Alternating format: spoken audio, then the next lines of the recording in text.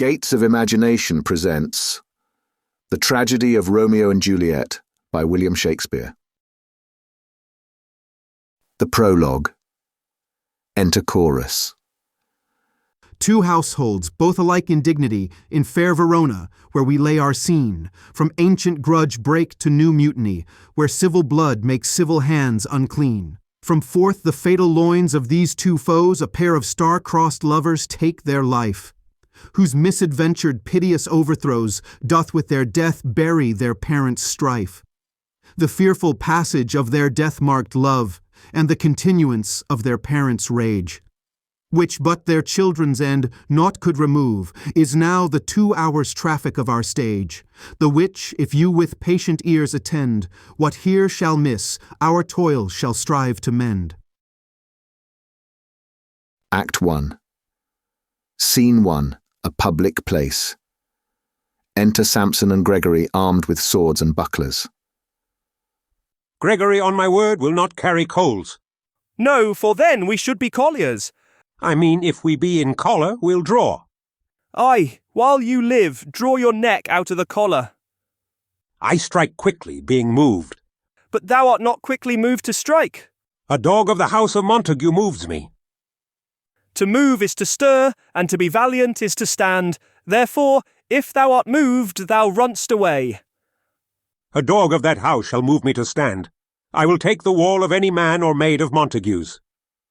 That shows thee a weak slave, for the weakest goes to the wall. True, and therefore women, being the weaker vessels, are ever thrust to the wall. Therefore I will push Montague's men from the wall, and thrust his maids to the wall. The quarrel is between our masters and us their men. 'Tis all one. I will show myself a tyrant. When I have fought with the men, I will be civil with the maids. I will cut off their heads. The heads of the maids! Aye, the heads of the maids, or their maiden heads. Take it in what sense thou wilt. They must take it in sense that feel it.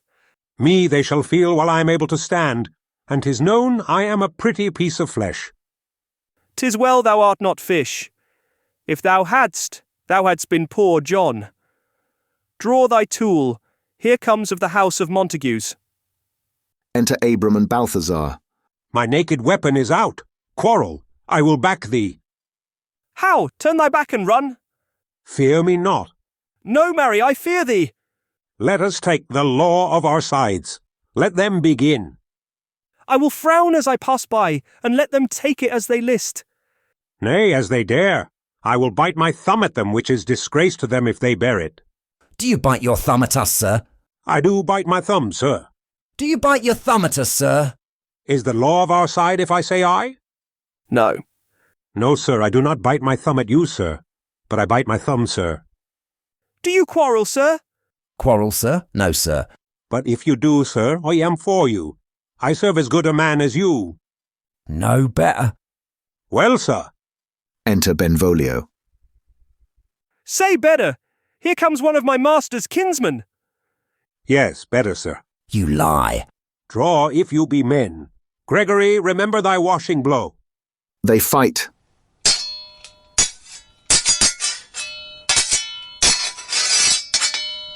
Part, fools! Put up your swords. You know not what you do. Beats down their swords. Enter Tybalt. What art thou drawn among these heartless hinds?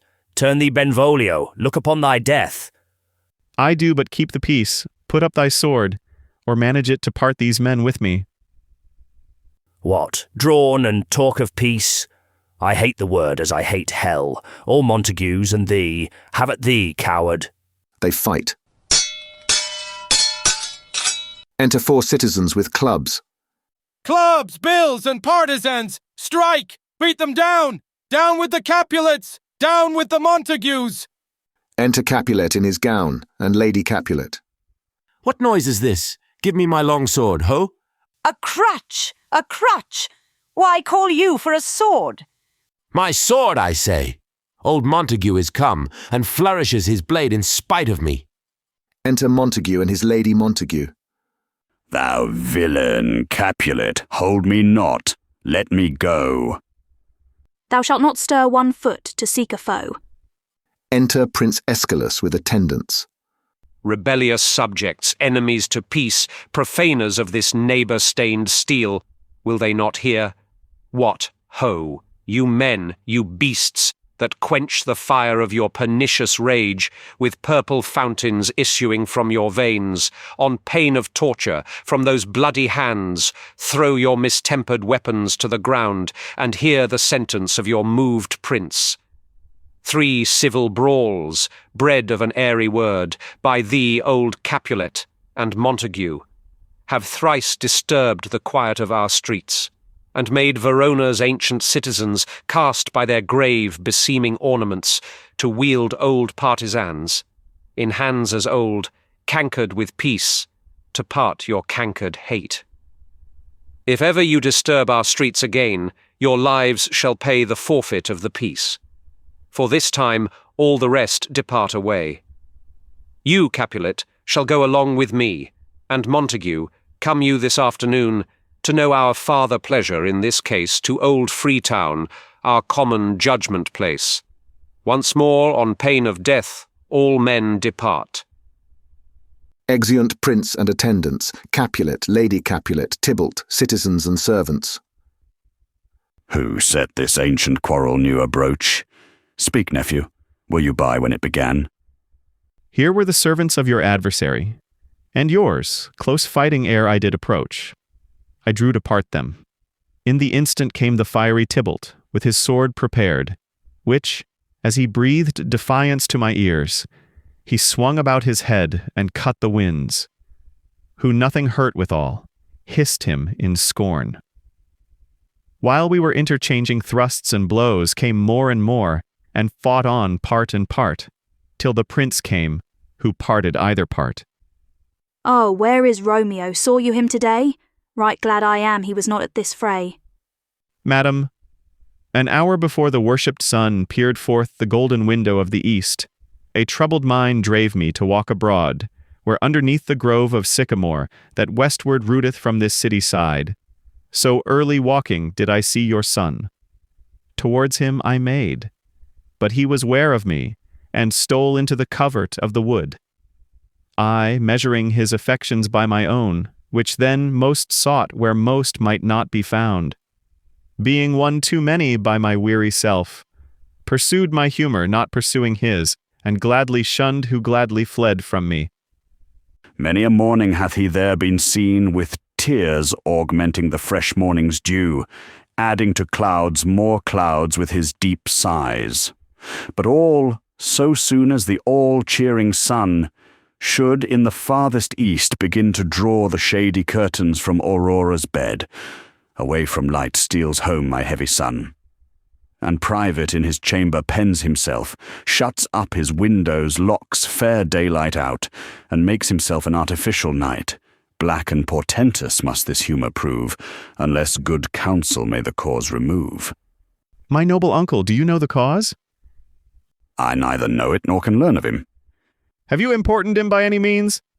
Both by myself and many other friends, but he his own affection's counsellor is to himself, I will not say how true, but to himself so secret and so close, so far from sounding and discovery, as is the bud bit with an envious worm ere he can spread his sweet leaves to the air, or dedicate his beauty to the sun.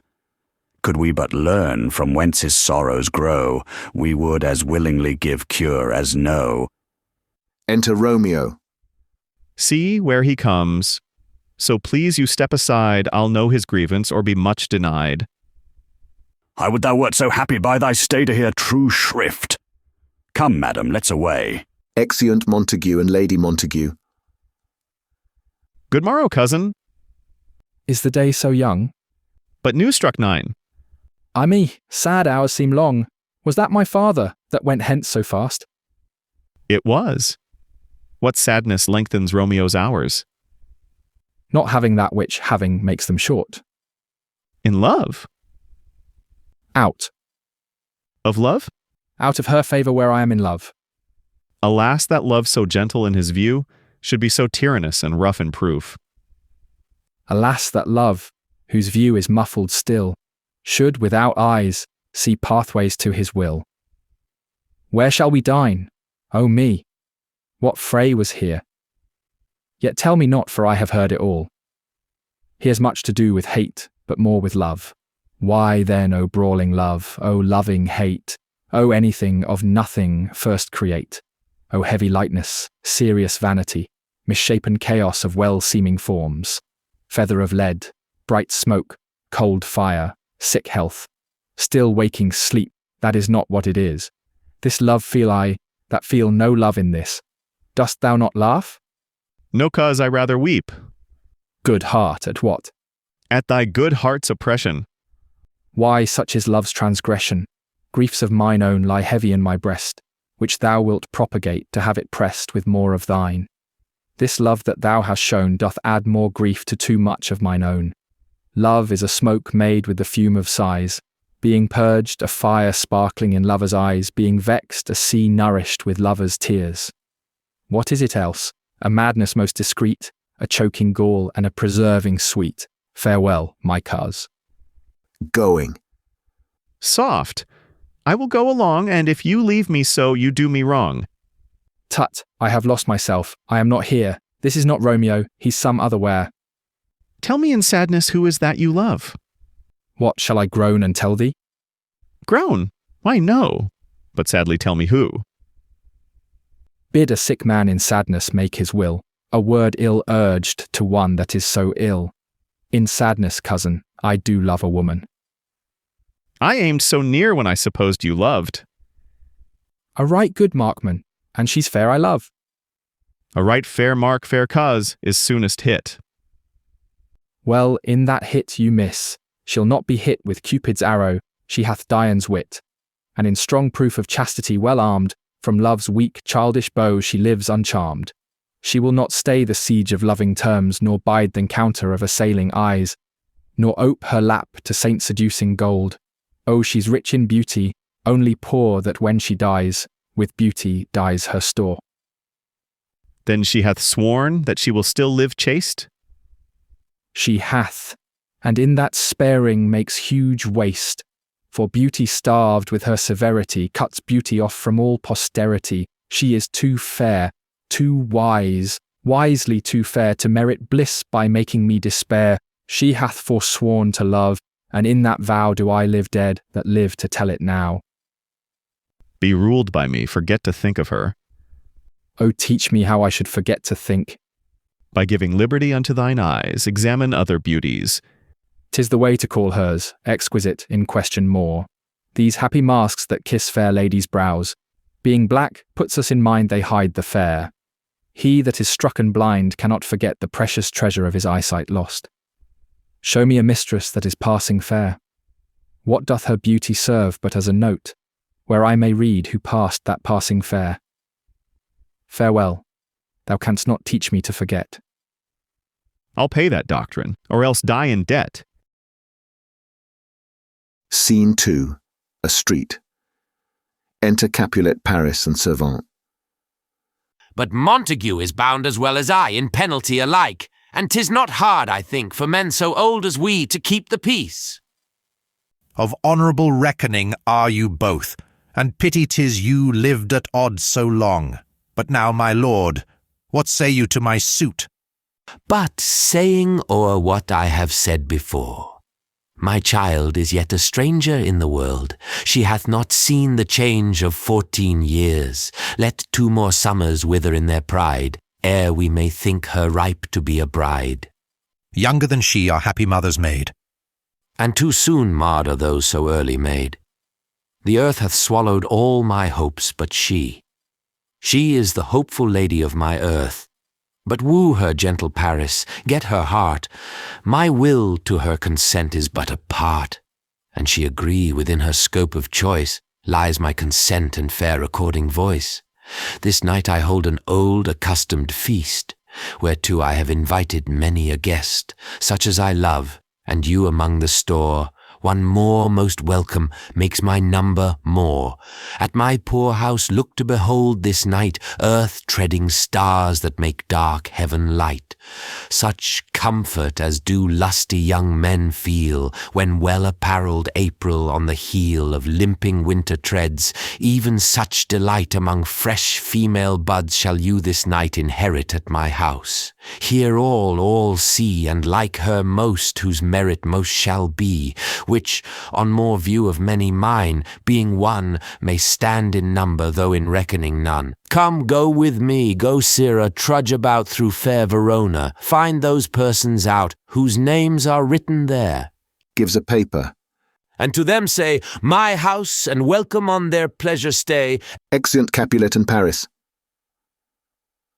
Find them out whose names are written here. It is written that the shoemaker should meddle with his yard, and the tailor with his last, the fisher with his pencil, and the painter with his nets. But I am sent to find those persons whose names are here writ, and can never find what names the writing person hath here writ. I must to the learned, in good time. Enter Benvolio and Romeo. Tut, man, one fire burns out another's burning, one pain is lessened by another's anguish, turn giddy and be hope by backward turning, one desperate grief cures with another's languish. Take thou some new infection to thy eye, and the rank poison of the old will die. Your plantain leaf is excellent for that. For what, I pray thee? For your broken shin. Why, Romeo, art thou mad? Not mad, but bound more than a madman is, shut up in prison, kept without my food, whipped and tormented, and God den good fellow. God gi Godin, I pray, sir, can you read? Ay, mine own fortune in my misery. Perhaps you have learned it without book, but I pray, can you read anything you see? Ay, if I know the letters and the language. Ye say honestly, rest your merry. Stay, fellow, I can read. He reads the letter. Signor Martino and his wife and daughters, County Anselmo and his beauteous sisters, the lady widow of Utruvio, Signor Placentio and his lovely nieces, Mercutio and his brother Valentine, mine uncle Capulet, his wife and daughters, my fair niece Rosaline and Livia, Signor Valentio and his cousin Tybalt, Lucio and the lively Helena. A fair assembly. Whither should they come? Up! Whither to supper? To our house. Whose house? My master's. Indeed, I should have asked you that before. No, I'll tell you without asking. My master is the great rich Capulet, and if you be not of the house of Montagues, I pray come and crush a cup of wine. Rest you merry. Exit. At this same ancient feast of Capulet soups the fair Rosaline whom thou so lovest, with all the admired beauties of Verona. Go thither and with unattainted eye, compare her face with some that I shall show, and I will make thee think thy swan a crow. When the devout religion of mine eye maintains such falsehood, then turn tears to fire, and these who, often drowned, could never die, transparent heretics, be burnt for liars. One fairer than my love? The all-seeing sun ne'er saw her match since first the world begun. Tut, you saw her fair, none else being by. Herself poised with herself in either eye. But in that crystal scales, let there be weighed your lady's love against some other maid that I will show you shining at this feast, and she shall scant show well that now shows best. I'll go along no such sight to be shown, but to rejoice in splendour of my own. Scene 3. Room in Capulet's house. Enter Lady Capulet and nurse. Nurse, where's my daughter? Call her forth to me. Now, by my maidenhead, at 12-year-old, I bade her come. What lamb? What ladybird? God forbid. Where's this girl? What Juliet? Enter Juliet. How now, who calls? Your mother. Madam, I am here. What is your will? This is the matter. Nurse, give leave a while. We must talk in secret. Nurse, come back again. I have remembered me thou's hear our counsel. Thou knowest my daughters of a pretty age. Faith, I can tell her age unto an hour. She's not 14. I'll lay 14 of my teeth.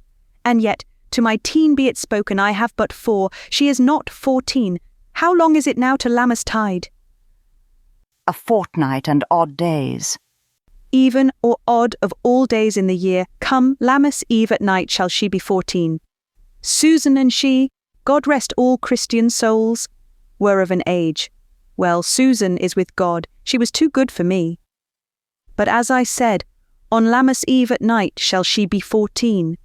That shall she marry. I remember it well. 'Tis since the earthquake now 11 years, and she was weaned. I never shall forget it, of all the days of the year upon that day. For I had then laid wormwood to my dug, sitting in the sun under the dove-house wall. My lord and you were then at Mantua, nay, I do bear a brain. But as I said, when it did taste the wormwood on the nipple of my dug and felt it bitter, pretty fool, to see it tetchy and fall out with the dug. Shake, quoth the dove-house, 'twas no need, I trow, to bid me trudge. And since that time, it is 11 years, for then she could stand alone, nay, by the rood she could have run and waddled all about, for even the day before she broke her brow, and then my husband, God be with his soul, was a merry man, took up the child. Yea, quoth he, dost thou fall upon thy face? Thou wilt fall backward when thou hast more wit, wilt thou not, Jules? And, by my holidam, the pretty wretch left crying and said, Aye. To see now how a jest shall come about. I warrant, and I should live 1,000 years, I never should forget it. Wilt thou not, Jules? Quoth he, and, pretty fool, it stinted and said, Aye. Enough of this! I pray thee hold thy peace. Yes, madam, yet I cannot choose but laugh, to think it should leave crying and say aye.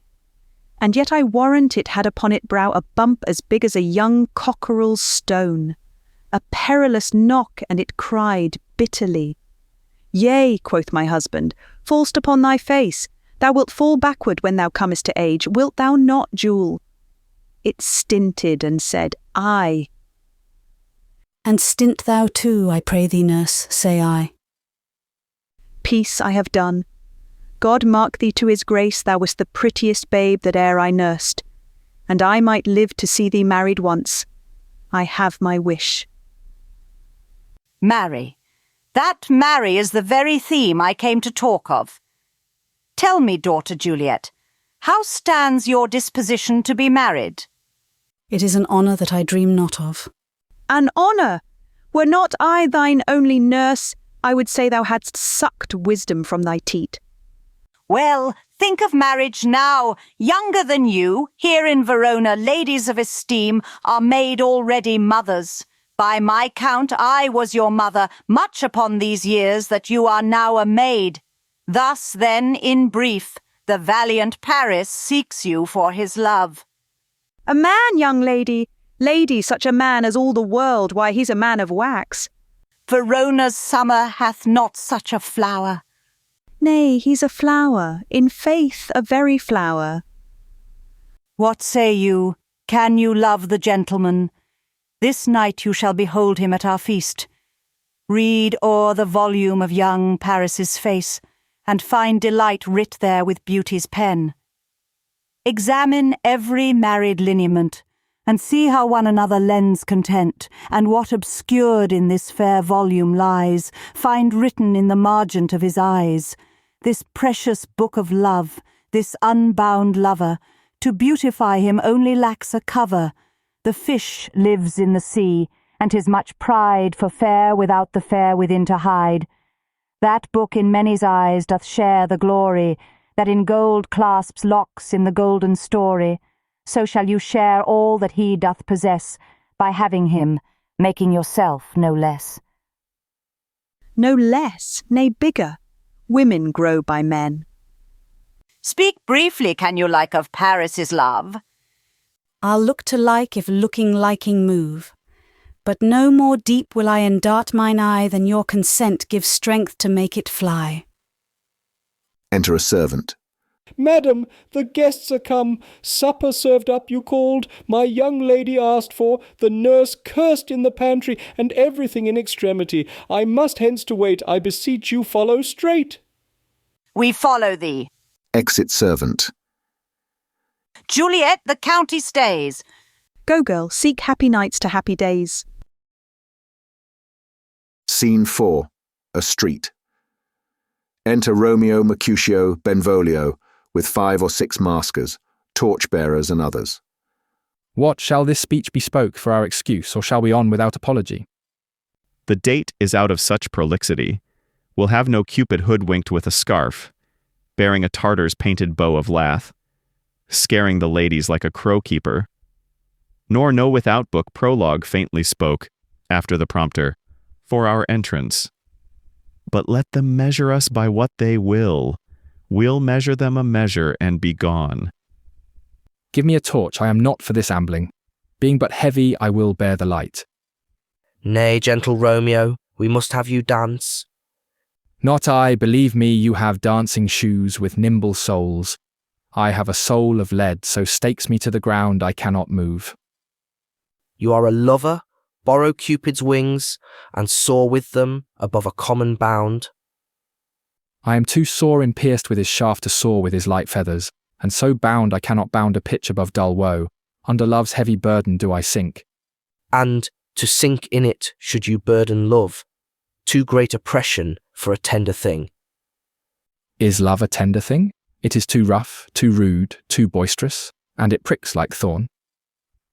If love be rough with you, be rough with love. Prick love for pricking, and you beat love down. Give me a case to put my visage in. Putting on a mask. A visor for a visor, what care I? What curious eye doth quote deformities? Here are the beetle brows shall blush for me. Come, knock and enter, and no sooner in, but every man betake him to his legs. A torch for me. Let wantons, light of heart, tickle the senseless rushes with their heels.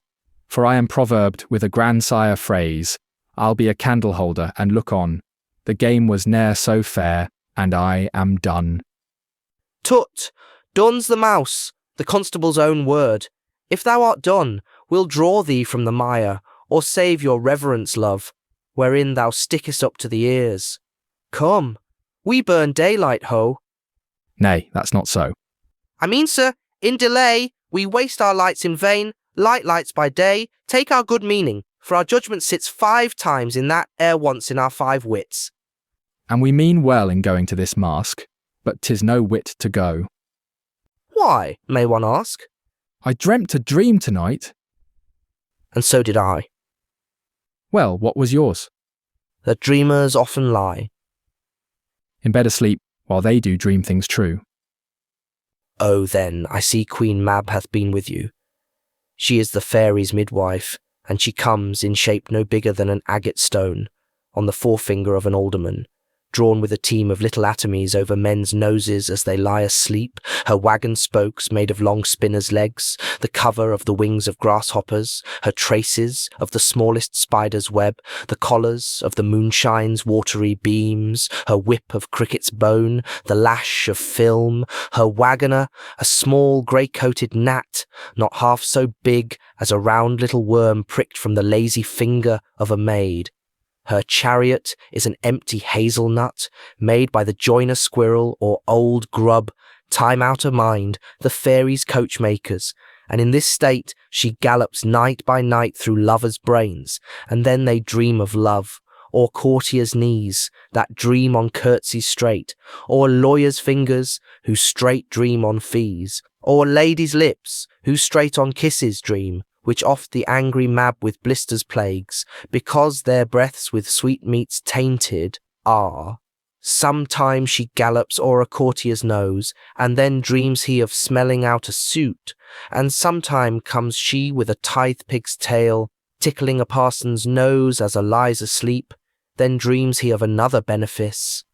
Sometime she driveth o'er a soldier's neck, and then dreams he of cutting foreign throats, of breaches, ambuscados, Spanish blades, of healths 5 fathom deep, and then anon drums in his ear, at which he starts and wakes, and being thus frighted, swears a prayer or two, and sleeps again. This is that very Mab, that plats the manes of horses in the night, and bakes the elf locks in foul sluttish hairs, which, once untangled, much misfortune bodes. This is the hag, when maids lie on their backs, that presses them and learns them first to bear, making them women of good carriage. This is she. Peace, peace, Mercutio, peace. Thou talk'st of nothing.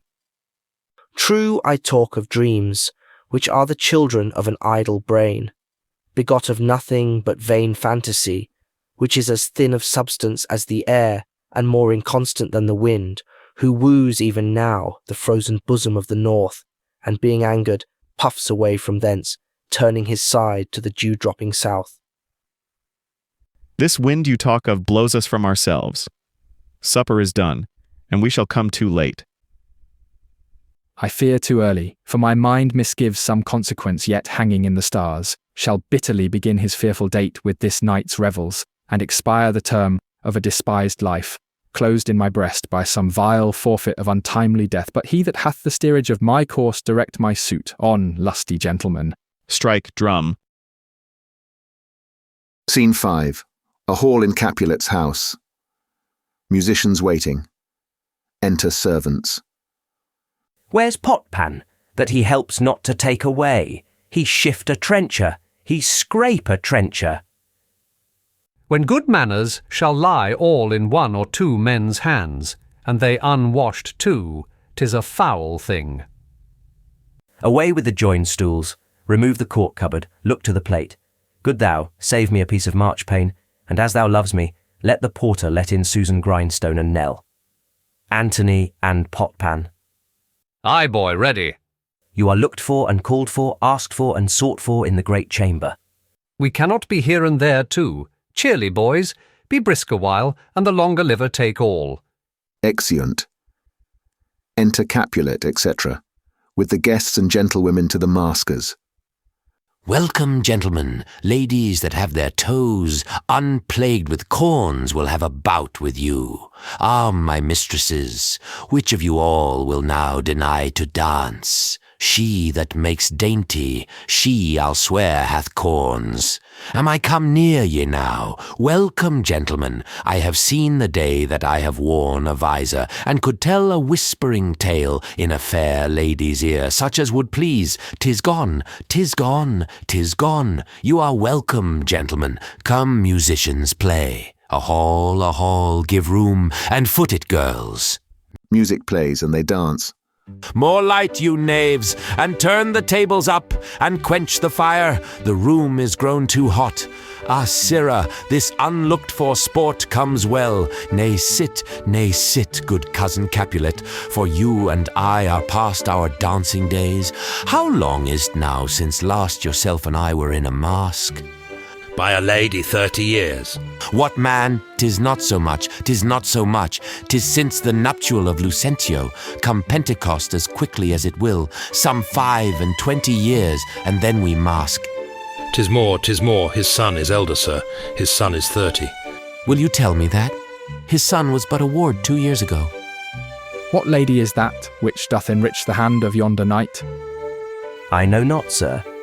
Oh, she doth teach the torches to burn bright. It seems she hangs upon the cheek of night as a rich jewel in an Ethiop's ear, beauty too rich for use, for earth too dear. So shows a snowy dove trooping with crows, as yonder lady o'er her fellows shows. The measure done, I'll watch her place of stand, and touching hers, make blessed my rude hand. Did my heart love till now? Forswear it, sight, for I ne'er saw true beauty till this night. This by his voice should be a Montague. Fetch me my rapier, boy. What, dares the slave come hither, covered with an antic face to fleer and scorn at our solemnity? Now by the stock and honour of my kin, to strike him dead I hold it not a sin. Why, how now, kinsman, wherefore storm you so? Uncle, this is a Montague, our foe. A villain that is hither come in spite, to scorn at our solemnity this night. Young Romeo, is it? 'Tis he, that villain Romeo. Content thee, gentle coz, let him alone. Bears him like a portly gentleman. And, to say truth, Verona brags of him to be a virtuous and well-governed youth. I would not for the wealth of all the town here in my house do him disparagement. Therefore be patient, take no note of him, it is my will. the which if thou respect show a fair presence and put off these frowns, an ill-beseeming semblance for a feast. It fits when such a villain is a guest. I'll not endure him. He shall be endured. What goodman boy? I say he shall. Go to. Am I the master here, or you? Go to. You'll not endure him. God shall mend my soul. You'll make a mutiny among my guests. You will set cock-a-hoop. You'll be the man. Why, uncle, it is a shame. Go to, you are a saucy boy. Is so indeed. This trick may chance to scathe you, I know what. You must contrary me. Marry, 'tis time. Well said, my hearts. You are a princox. Go, be quiet, or more light, for shame. I'll make you quiet. What cheerly, my hearts? Patience perforce with wilful choler meeting makes my flesh tremble in their different greeting. I will withdraw. But this intrusion shall, now seeming sweet, convert to bitter gall. Exit. If I profane with my unworthiest hand this holy shrine, the gentle sin is this: my lips, two blushing pilgrims, ready stand to smooth that rough touch with a tender kiss. Good pilgrim, you do wrong your hand too much, which mannerly devotion shows in this, for saints have hands that pilgrims' hands do touch, and palm to palm is holy palmer's kiss. Have not saints lips, and holy palmers too? Aye, pilgrim, lips that they must use in prayer. O then, dear saint, let lips do what hands do, they pray. Grant thou, lest faith turn to despair. Saints do not move, though grant for prayer's sake. Then move not while my prayer's effect I take, thus from my lips by thine my sin is purged. Kissing her. Then have my lips the sin that they have took. Sin from my lips, O trespass, sweetly urged, give me my sin again. You kiss by the book. Madam, your mother craves a word with you. What is her mother? Marry, bachelor, her mother is the lady of the house, and a good lady and a wise and virtuous. I nursed her daughter that you talked withal. I tell you, he that can lay hold of her shall have the chinks. Is she a Capulet? O dear account, my life is my foe's debt. Away be gone, the sport is at the best.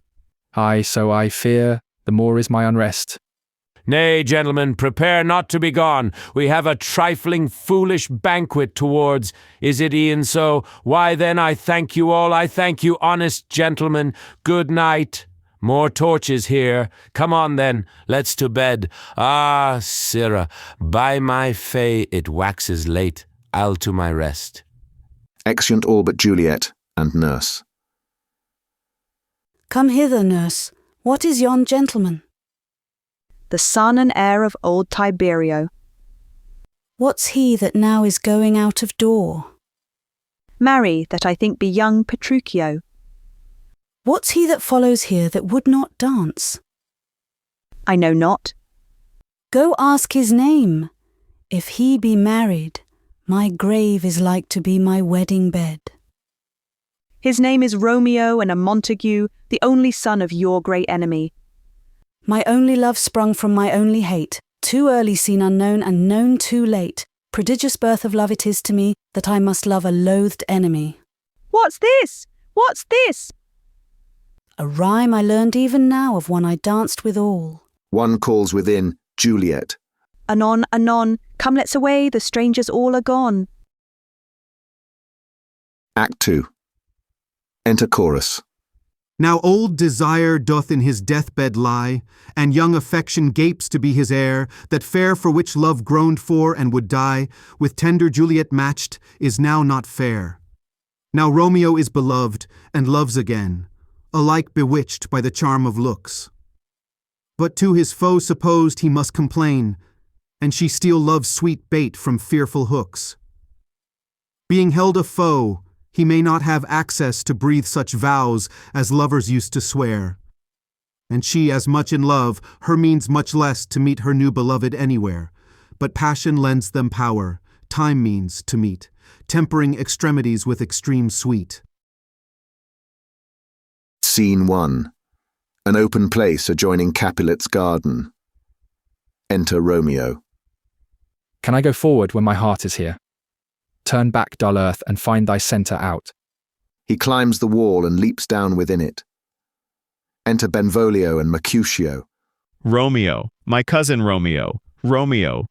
He is wise, and on my life hath stolen him home to bed. He ran this way and leaped this orchard wall. Call, good Mercutio. Nay, I'll conjure too. Romeo, humours, madman, passion, lover, appear thou in the likeness of a sigh. Speak but one rhyme, and I am satisfied.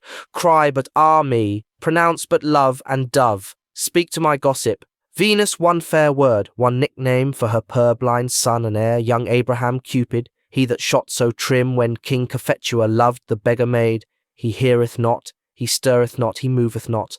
The ape is dead, and I must conjure him.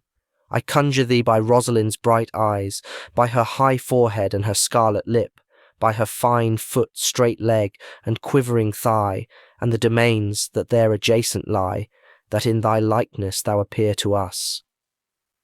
And if he hear thee, thou wilt anger him. This cannot anger him. 'Twould anger him to raise a spirit in his mistress's circle, of some strange nature, letting it there stand till she had laid it and conjured it down. That were some spite. My invocation is fair and honest, and in his mistress's name I conjure only but to raise up him. Come, he hath hid himself among these trees to be consorted with the humorous night. Blind is his love, and best befits the dark. If love be blind, love cannot hit the mark. Now will he sit under a medlar tree, and wish his mistress were that kind of fruit, as maids call medlars when they laugh alone. O Romeo, that she were! Oh, that she were an open arse, and thou a popper in pear! Romeo, good night! I'll to my truckle bed. This field bed is too cold for me to sleep. Come, shall we go? Go then, for 'tis in vain to seek him here that means not to be found. Scene 2. Capulets' garden. Enter Romeo. He jests at scars that never felt a wound. Juliet appears above at a window. But soft, what light through yonder window breaks? It is the east, and Juliet is the sun.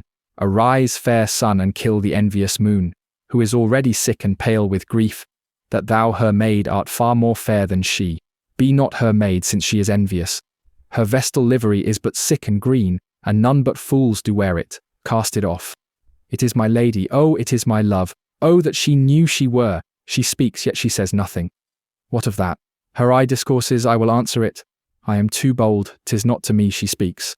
Two of the fairest stars in all the heaven, having some business, do entreat her eyes to twinkle in their spheres till they return. What if her eyes were there, they in her head? The brightness of her cheek would shame those stars, as daylight doth a lamp. Her eyes in heaven would through the airy region stream so bright that birds would sing and think it were not night. See how she leans her cheek upon her hand. Oh, that I were a glove upon that hand, that I might touch that cheek. Ay me. She speaks. O speak again, bright angel, for thou art as glorious to this night, being o'er my head, as is a winged messenger of heaven, unto the white upturned wondering eyes of mortals that fall back to gaze on him, when he bestrides the lazy puffing clouds and sails upon the bosom of the air. O Romeo, Romeo, wherefore art thou Romeo? Deny thy father and refuse thy name, or if thou wilt not, be but sworn my love, and I'll no longer be a Capulet. Shall I hear more, or shall I speak at this? 'Tis but thy name that is my enemy. Thou art thyself, though not a Montague. What's Montague? It is nor hand nor foot, nor arm nor face, nor any other part belonging to a man. O be some other name. What's in a name? That which we call a rose by any other name would smell as sweet. So Romeo would, were he not Romeo called, retain that dear perfection which he owes without that title. Romeo, doff thy name, and for thy name, which is no part of thee, take all myself. I take thee at thy word. Call me but love, and I'll be new baptized. Henceforth I never will be Romeo. What man art thou that, thus bescreened in night, so stumblest on my counsel? By a name I know not how to tell thee who I am. My name, dear saint, is hateful to myself, because it is an enemy to thee. Had I it written, I would tear the word. My ears have yet not drunk 100 words of thy tongue's utterance, yet I know the sound. Art thou not Romeo and a Montague? Neither, fair maid, if either thee dislike. How cam'st thou hither, tell me, and wherefore? The orchard walls are high and hard to climb, and the place death, considering who thou art, if any of my kinsmen find thee here. With love's light wings did I o'erperch these walls, for stony limits cannot hold love out, and what love can do that dares love attempt, therefore thy kinsmen are no stop to me. If they do see thee, they will murder thee. Alack, there lies more peril in thine eye than 20 of their swords. Look thou but sweet, and I am proof against their enmity. I would not for the world they saw thee here.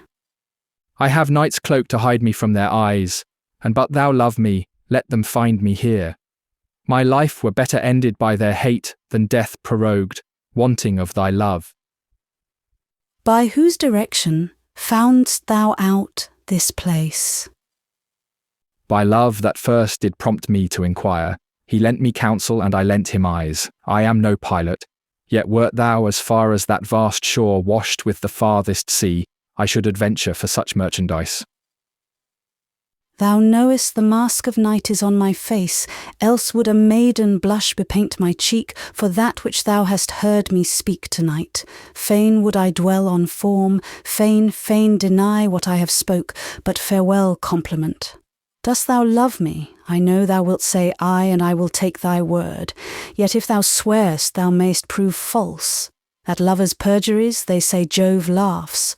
O gentle Romeo, if thou dost love, pronounce it faithfully.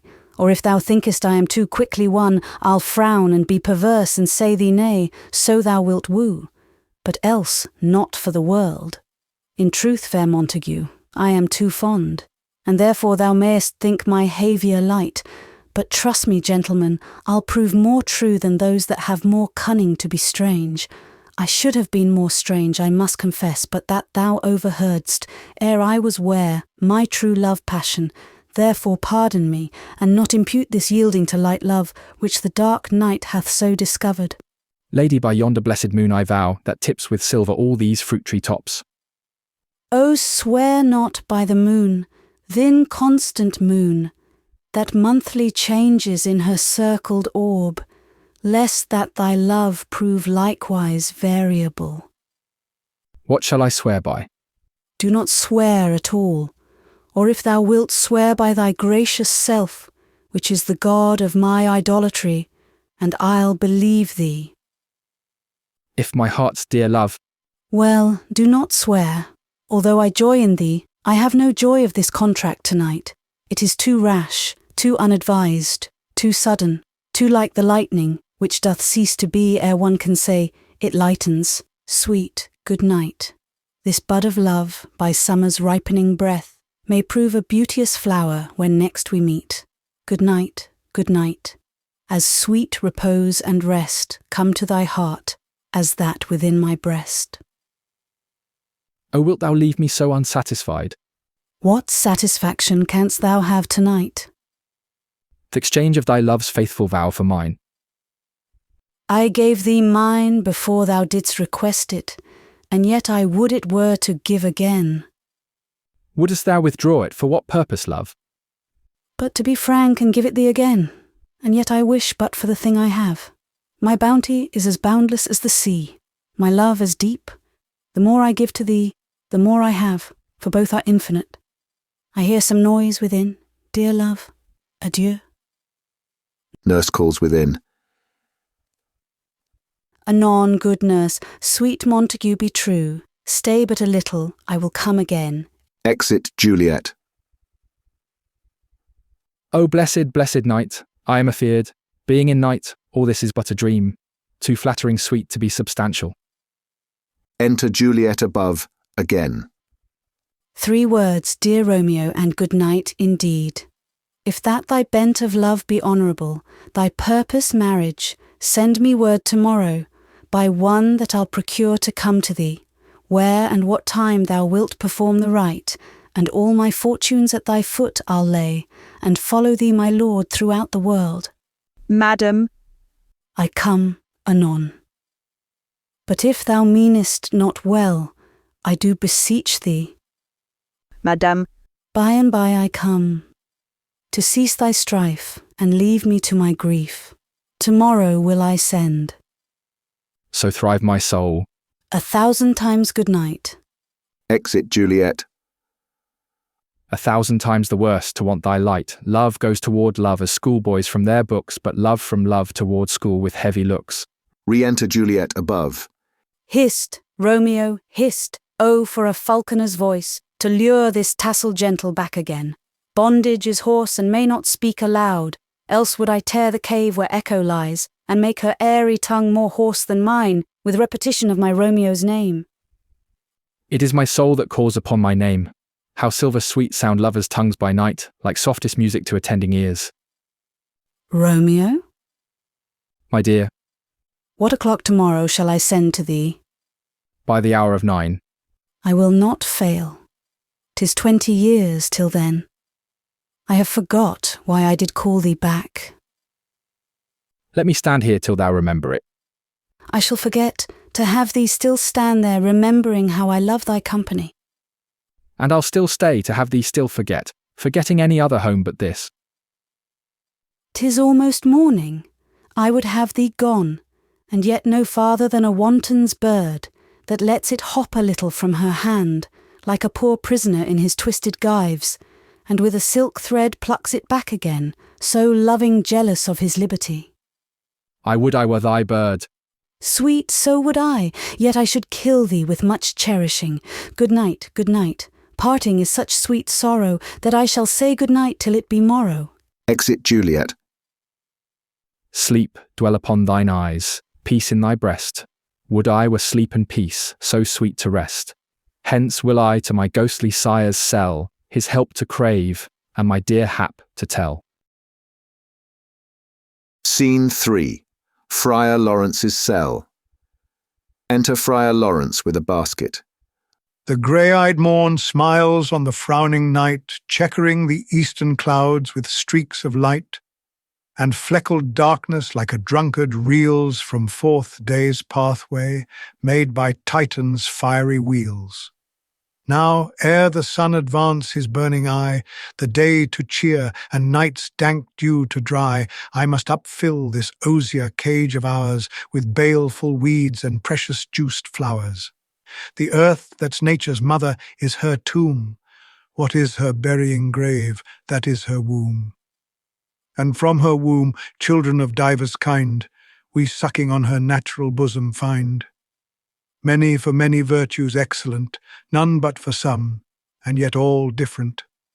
O mickle is the powerful grace that lies in plants, herbs, stones, and their true qualities. For naught so vile that on the earth doth live, but to the earth some special good doth give.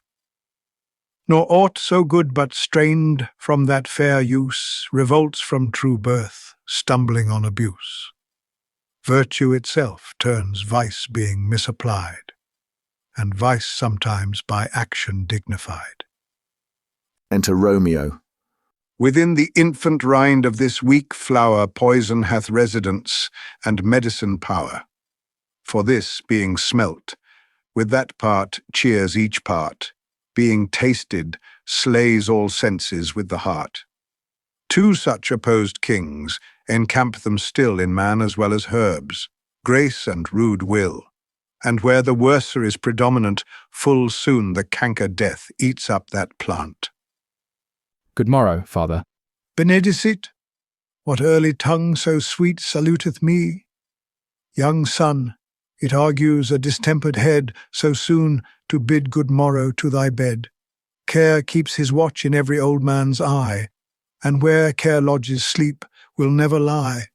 But where unbruised youth with unstuffed brain doth couch his limbs, there golden sleep doth reign. Therefore thy earliness doth me assure, thou art uproused with some distemperature.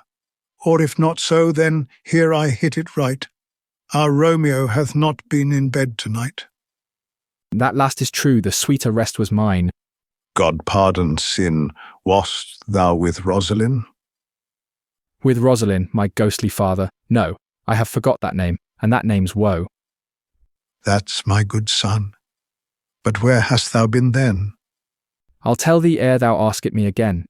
I have been feasting with mine enemy, where on a sudden one hath wounded me, that's by me wounded. Both our remedies within thy help and holy physic lies. I bear no hatred, blessed man, for lo, my intercession likewise steads my foe. Be plain, good son, and homely in thy drift. Riddling confession finds but riddling shrift. Then plainly know my heart's dear love is set on the fair daughter of rich Capulet. As mine on hers, so hers is set on mine, and all combined save what thou must combine by holy marriage. When and where and how we met, we wooed and made exchange of vow, I'll tell thee as we pass, but this I pray, that thou consent to marry us today. Holy Saint Francis, what a change is here! Is Rosalind that thou didst love so dear, so soon forsaken? Young men's love then lies, not truly in their hearts, but in their eyes. Jesu Maria, what a deal of brine hath washed thy sallow cheeks for Rosalind! How much salt water thrown away in waste, to season love that of it doth not taste. The sun not yet thy sighs from heaven clears, thy old groans yet ring in mine ancient ears. Lo, here upon thy cheek the stain doth sit, of an old tear that is not washed off yet. If ere thou wast thyself, and these woes thine, thou and these woes were all for Rosalind, and art thou changed? Pronounce this sentence then, women may fall, when there's no strength in men. Thou chidst me oft for loving Rosalind. For doting, not for loving, pupil mine. And badst me bury love. Not in a grave, to lay one in, another out to have. I pray thee chide me not. Her I love now doth grace for grace and love for love allow. The other did not so. Oh, she knew well thy love did read by rote, that could not spell. But come, young waverer, come go with me, in one respect I'll thy assistant be, for this alliance may so happy prove, to turn your household's rancour to pure love. Oh, let us hence, I stand on sudden haste. Wisely and slow, they stumble that run fast. Scene 4, a street.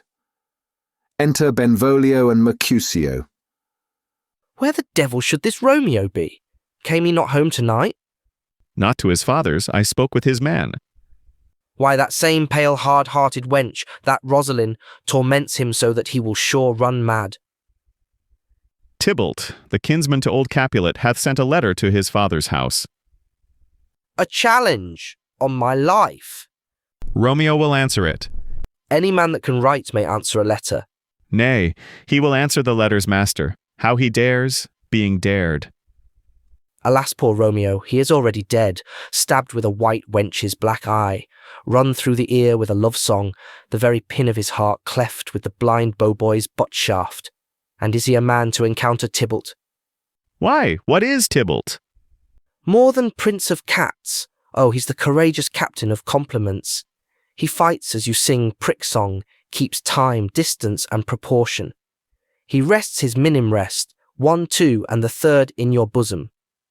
The very butcher of a silk button, a duellist, a gentleman of the very first house, of the first and second cause. Ah, the immortal passado, the punto reverso, the hay. The what? The pox of such antic lisping, affecting fantasies, these new tuners of accent. By Jesu, a very good blade, a very tall man, a very good whore. Why, is not this a lamentable thing, grandsire, that we should be thus afflicted with these strange flies, these fashion-mongers, these pardon-me's, who stand so much on the new form that they cannot sit at ease on the old bench? Oh, their bones, their bones. Enter Romeo. Here comes Romeo, here comes Romeo.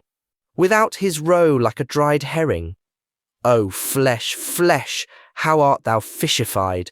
now is he for the numbers that Petrarch flowed in. Laura, to his lady, was but a kitchen wench. Marry, she had a better love to berhyme her. Dido a dowdy, Cleopatra a gypsy, Helen and Hero, Hildings and harlots, Thisbe a grey eye or so, but not to the purpose. Signor Romeo, bonjour. There's a French salutation to your French slop. You gave us the counterfeit fairly last night. Good morrow to you both. What counterfeit did I give you? The slip, sir, the slip, can you not conceive? Pardon, good Mercutio, my business was great, and in such a case as mine a man may strain courtesy. That's as much as to say such a case as yours constrains a man to bow in the hams. Meaning to curtsy. Thou hast most kindly hit it. A most courteous exposition. Nay, I am the very pink of courtesy. Pink for flower. Right. Why then is my pump well flowered? Sure wit, follow me this jest now, till thou hast worn out thy pump, that when the single soul of it is worn, the jest may remain after the wearing, solely singular. Oh, single-souled jest, solely singular for the singleness. Come between us, good Benvolio, my wits faint. Swits and spurs, or I'll cry a match. Nay, if thy wits run the wild goose chase, I am done, for thou hast more of the wild goose in one of thy wits than I am sure I have in my whole 5. Was I with you there for the goose? Thou wast never with me for anything, when thou wast not there for the goose. I will bite thee by the ear for that jest. Nay, good goose, bite not. Thy wit is a very bitter sweeting. It is a most sharp sauce. And is it not then well served into a sweet goose? Oh, here's a wit of Cheveril, that stretches from an inch narrow to an ell broad. I stretch it out for that word broad, which added to the goose proves thee far and wide a broad goose. Why, is not this better now than groaning for love? Now art thou sociable, now art thou Romeo, now art thou what thou art, by art as well as by nature. For this drivelling love is like a great natural that runs lolling up and down to hide his bauble in a hole. Stop there, stop there. Thou desirest me to stop in my tail against the hair. Thou wouldst else have made thy tail large. Oh, thou art deceived. I would have made it short, for I was come to the whole depth of my tail, and meant indeed to occupy the argument no longer. Enter Nurse and Peter. Here's goodly gear, a sail, a sail. 2, a shirt and a smock. Peter. Anon. My fan, Peter. Good Peter to hide her face, for her fan's the fairer face. God ye good morrow, gentlemen. God ye good den, fair gentlewoman. Is it good den? 'Tis no less, I tell ye, for the bawdy hand of the dial is now upon the prick of noon. Out upon you, what a man are you? One, gentlewoman, that God hath made for himself to mar. By my troth it is well said, for himself to mar, quoth they. Gentlemen, can any of you tell me where I may find the young Romeo? I can tell you, but young Romeo will be older when you have found him than he was when you sought him. I am the youngest of that name, for fault of a worse. You say well. Yea, is the worst well? Very well took, I faith. Wisely, wisely. If you be he, sir, I desire some confidence with you. She will lend him to some supper. Aboard, aboard, aboard, so ho! What hast thou found? No hare, sir, unless a hare, sir, in a Lenten pie that is something stale and hoar ere it be spent. An old hare whore, and an old hare whore is very good meat in Lent, but a hare that is whore is too much for a score when it whores ere it be spent. Romeo, will you come to your father's? Will to dinner thither? I will follow you. Farewell, ancient lady, farewell, lady, lady, lady. Exeunt Mercutio and Benvolio. I pray you, sir, what saucy merchant was this that was so full of his ropery? A gentleman, nurse, that loves to hear himself talk, and will speak more in a minute than he will stand to in a month. And to speak anything against me, I'll take him down, and a were lustier than he is, and 20 such jacks. And if I cannot, I'll find those that shall. Scurvy knave. I am none of his flirt gills, I am none of his skeins mates, and thou must stand by too, and suffer every knave to use me at his pleasure. I saw no man use you at his pleasure. If I had, my weapon should quickly have been out. I warrant you, I dare draw as soon as another man, if I see occasion in a good quarrel, and the law on my side. Now afore God I am so vexed that every part about me quivers, scurvy knave. Pray you, sir, a word, and as I told you, my young lady bid me inquire you out. What she bade me say, I will keep to myself. But first let me tell ye, if ye should lead her in a fool's paradise, as they say, it were a very gross kind of behaviour, as they say. For the gentlewoman is young, and therefore if you should deal double with her, truly it were an ill thing to be offered to any gentlewoman, and very weak dealing. Nurse, commend me to thy lady and mistress. I protest unto thee. Good heart, and I faith I will tell her as much. Lord, Lord, she will be a joyful woman. What wilt thou tell her, nurse? Thou dost not mark me. I will tell her, sir, that you do protest, which, as I take it, is a gentlemanlike offer. Bid her devise some means to come to Shrift this afternoon, and there she shall at Friar Lawrence's cell be shrived and married. Here is for thy pains. No, truly, sir, not a penny. Go to, I say you shall. This afternoon, sir? Well, she shall be there. And stay, good nurse, behind the abbey wall.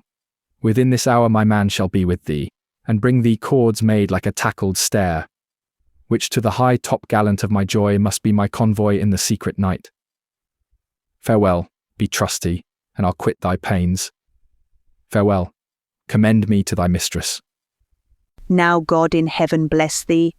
Hark you, sir. What sayest thou, my dear nurse? Is your man secret? Did you ne'er hear say two may keep counsel, putting one away? I warrant thee my man's as true as steel. Well, sir, my mistress is the sweetest lady. Lord, Lord, when 'twas a little prating thing. Oh, there is a nobleman in town, one Paris, that would fain lay knife aboard. But she, good soul, had as lief see a toad, a very toad, as see him. I anger her sometimes and tell her that Paris is the properer man, but I'll warrant you, when I say so, she looks as pale as any clout in the versal world. Doth not Rosemary and Romeo begin both with a letter? Aye, nurse, what of that? Both with an R. Ah, Mocker, that's the dog's name. R is for the... No, I know it begins with some other letter, and she hath the prettiest sententious of it of you and Rosemary, that it would do you good to hear it. Commend me to thy lady. Aye, 1,000 times, Peter. Exit Romeo. Anon. Before and apace. Scene 5. Capulets' garden. Enter Juliet. The clock struck 9 when I did send the nurse. In half an hour she promised to return. Perchance she cannot meet him. That's not so. Oh, she is lame. Love's heralds should be thoughts, which 10 times faster glides than the sun's beams, driving back shadows over lowering hills. Therefore do nimble-pinioned doves draw love, and therefore hath the wind-swift Cupid wings. Now is the sun upon the highmost hill of this day's journey, and from 9 till 12 is 3 long hours, yet she is not come. Had she affections and warm, youthful blood, she'd be as swift in motion as a ball. My words would bandy her to my sweet love, and his to me. But old folks, many fain as they were dead, unwieldy, slow, heavy, and pale as lead. Enter Nurse and Peter. O God, she comes. O honey nurse, what news? Hast thou met with him? Send thy man away. Peter, stay at the gate. Exit Peter. Now, good sweet nurse, O Lord, why look'st thou sad? Though news be sad, yet tell them merrily. If good, thou shamest the music of sweet news by playing it to me with so sour a face. I am a-weary, give me leave a while. Fie, how my bones ache, what a jaunt have I had. I would thou hadst my bones, and I thy news. Nay, come, I pray thee speak. Good nurse, speak. Jesu, what haste! Can you not stay a while? Do you not see that I am out of breath?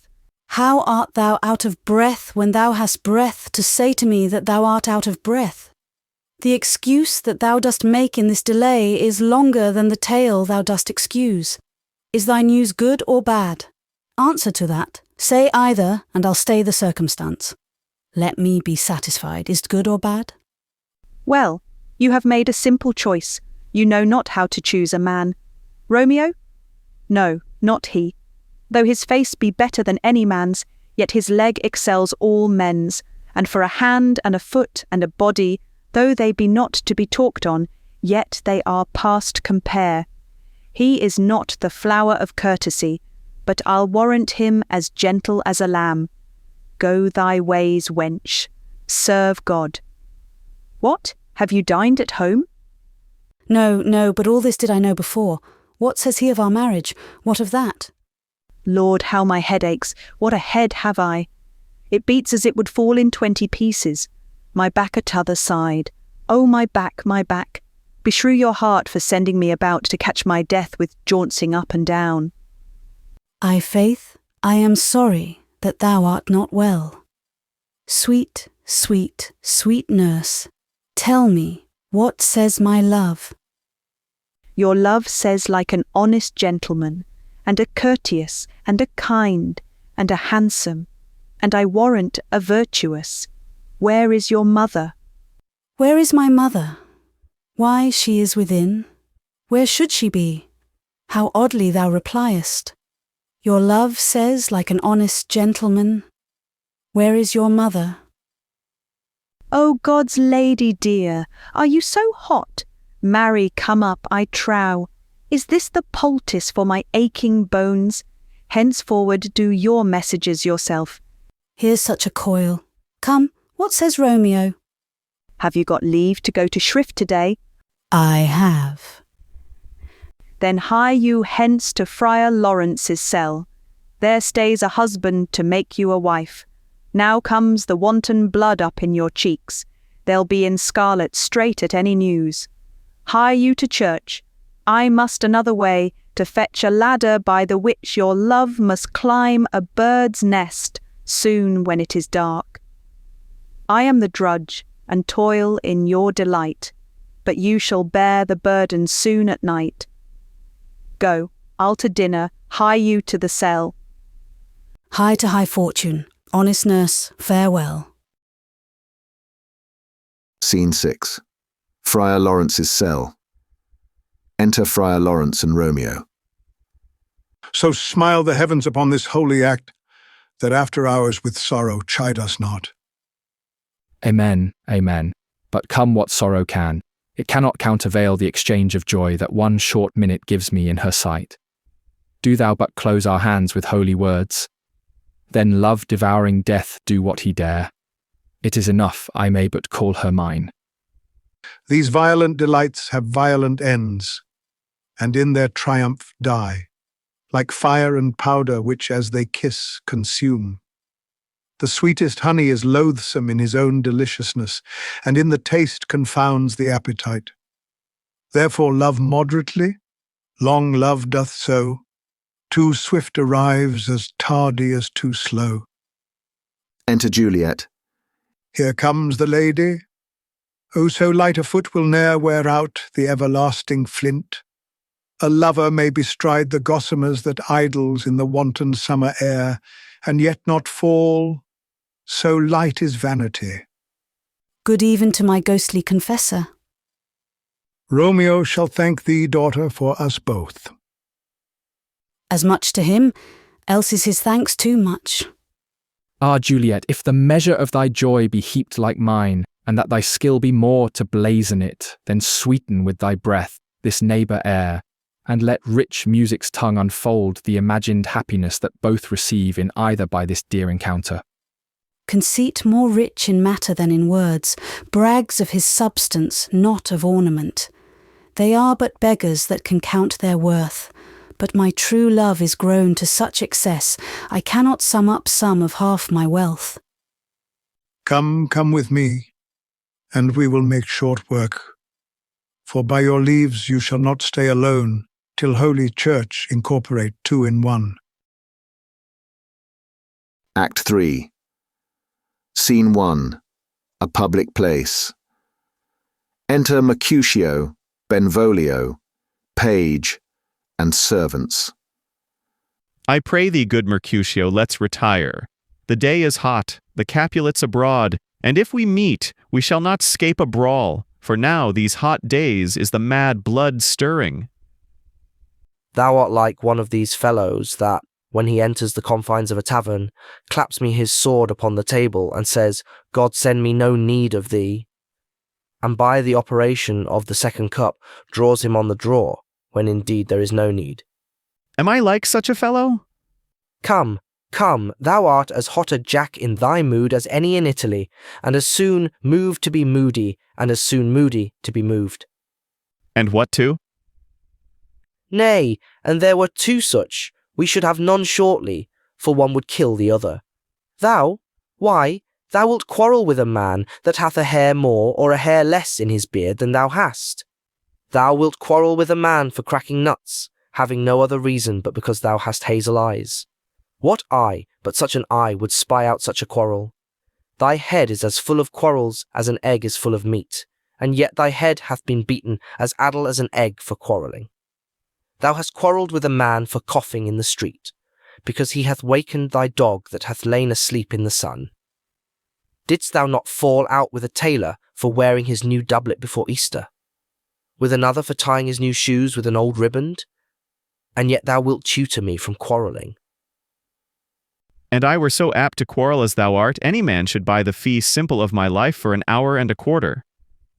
The fee simple? Oh, simple! Enter Tybalt and others. By my head, here comes the Capulets. By my heel I care not. Follow me close, for I will speak to them. Gentlemen, good den, a word with one of you. And but one word with one of us, couple it with something, make it a word and a blow. You shall find me apt enough to that, sir, and you will give me occasion. Could you not take some occasion without giving? Mercutio, thou consortest with Romeo. Consort? What, dost thou make us minstrels? And thou make minstrels of us? Look to hear nothing but discords. Here's my fiddlestick, here's that shall make you dance. Zounds, consort! We talk here in the public haunt of men. Either withdraw unto some private place, and reason coldly of your grievances, or else depart. Here all eyes gaze on us. Men's eyes were made to look, and let them gaze. I will not budge for no man's pleasure. Enter Romeo. Well, peace be with you, sir. Here comes my man. But I'll be hanged, sir, if he wear your livery. Marry, go before to field. He'll be your follower. Your worship in that sense may call him man. Romeo, the love I bear thee can afford no better term than this. Thou art a villain. Tybalt, the reason that I have to love thee doth much excuse the appertaining rage to such a greeting. Villain am I none. Therefore farewell, I see thou knowest me not. Boy, this shall not excuse the injuries that thou hast done me. Therefore turn and draw. I do protest I never injured thee, but love thee better than thou canst devise till thou shalt know the reason of my love. And so, good Capulet, which name I tender as dearly as mine own, be satisfied. O calm, dishonourable, vile submission, alla stoccata carries it away. Tybalt, you rat-catcher, will you walk? What wouldst thou have with me? Good king of cats, nothing but one of your 9 lives. That I mean to make bold withal, and, as you shall use me hereafter, dry beat the rest of the 8. Will you pluck your sword out of his pilcher by the ears? Make haste, lest mine be about your ears ere it be out. I am for you. Gentle Mercutio, put thy rapier up. Come, sir, your passado. They fight. Draw, Benvolio, beat down their weapons. Gentlemen, for shame, forbear this outrage. Tybalt, Mercutio, the prince expressly hath forbid this bandying in Verona streets. Hold, Tybalt, good Mercutio. Exeunt Tybalt with his partisans. I am hurt. A plague of both your houses. I am sped. Is he gone and hath nothing? What, art thou hurt? Aye, a scratch, a scratch. Marry, 'tis enough. Where is my page? Go, villain, fetch a surgeon. Exit page. Courage, man, the hurt cannot be much. No, 'Tis not so deep as a well, nor so wide as a church door, but 'tis enough 'twill serve. Ask for me tomorrow, and you shall find me a grave man. I am peppered, I warrant, for this world. A plague are both your houses. Zounds, a dog, a rat, a mouse, a cat, to scratch a man to death. A braggart, a rogue, a villain that fights by the book of arithmetic. Why the devil came you between us? I was hurt under your arm. I thought all for the best.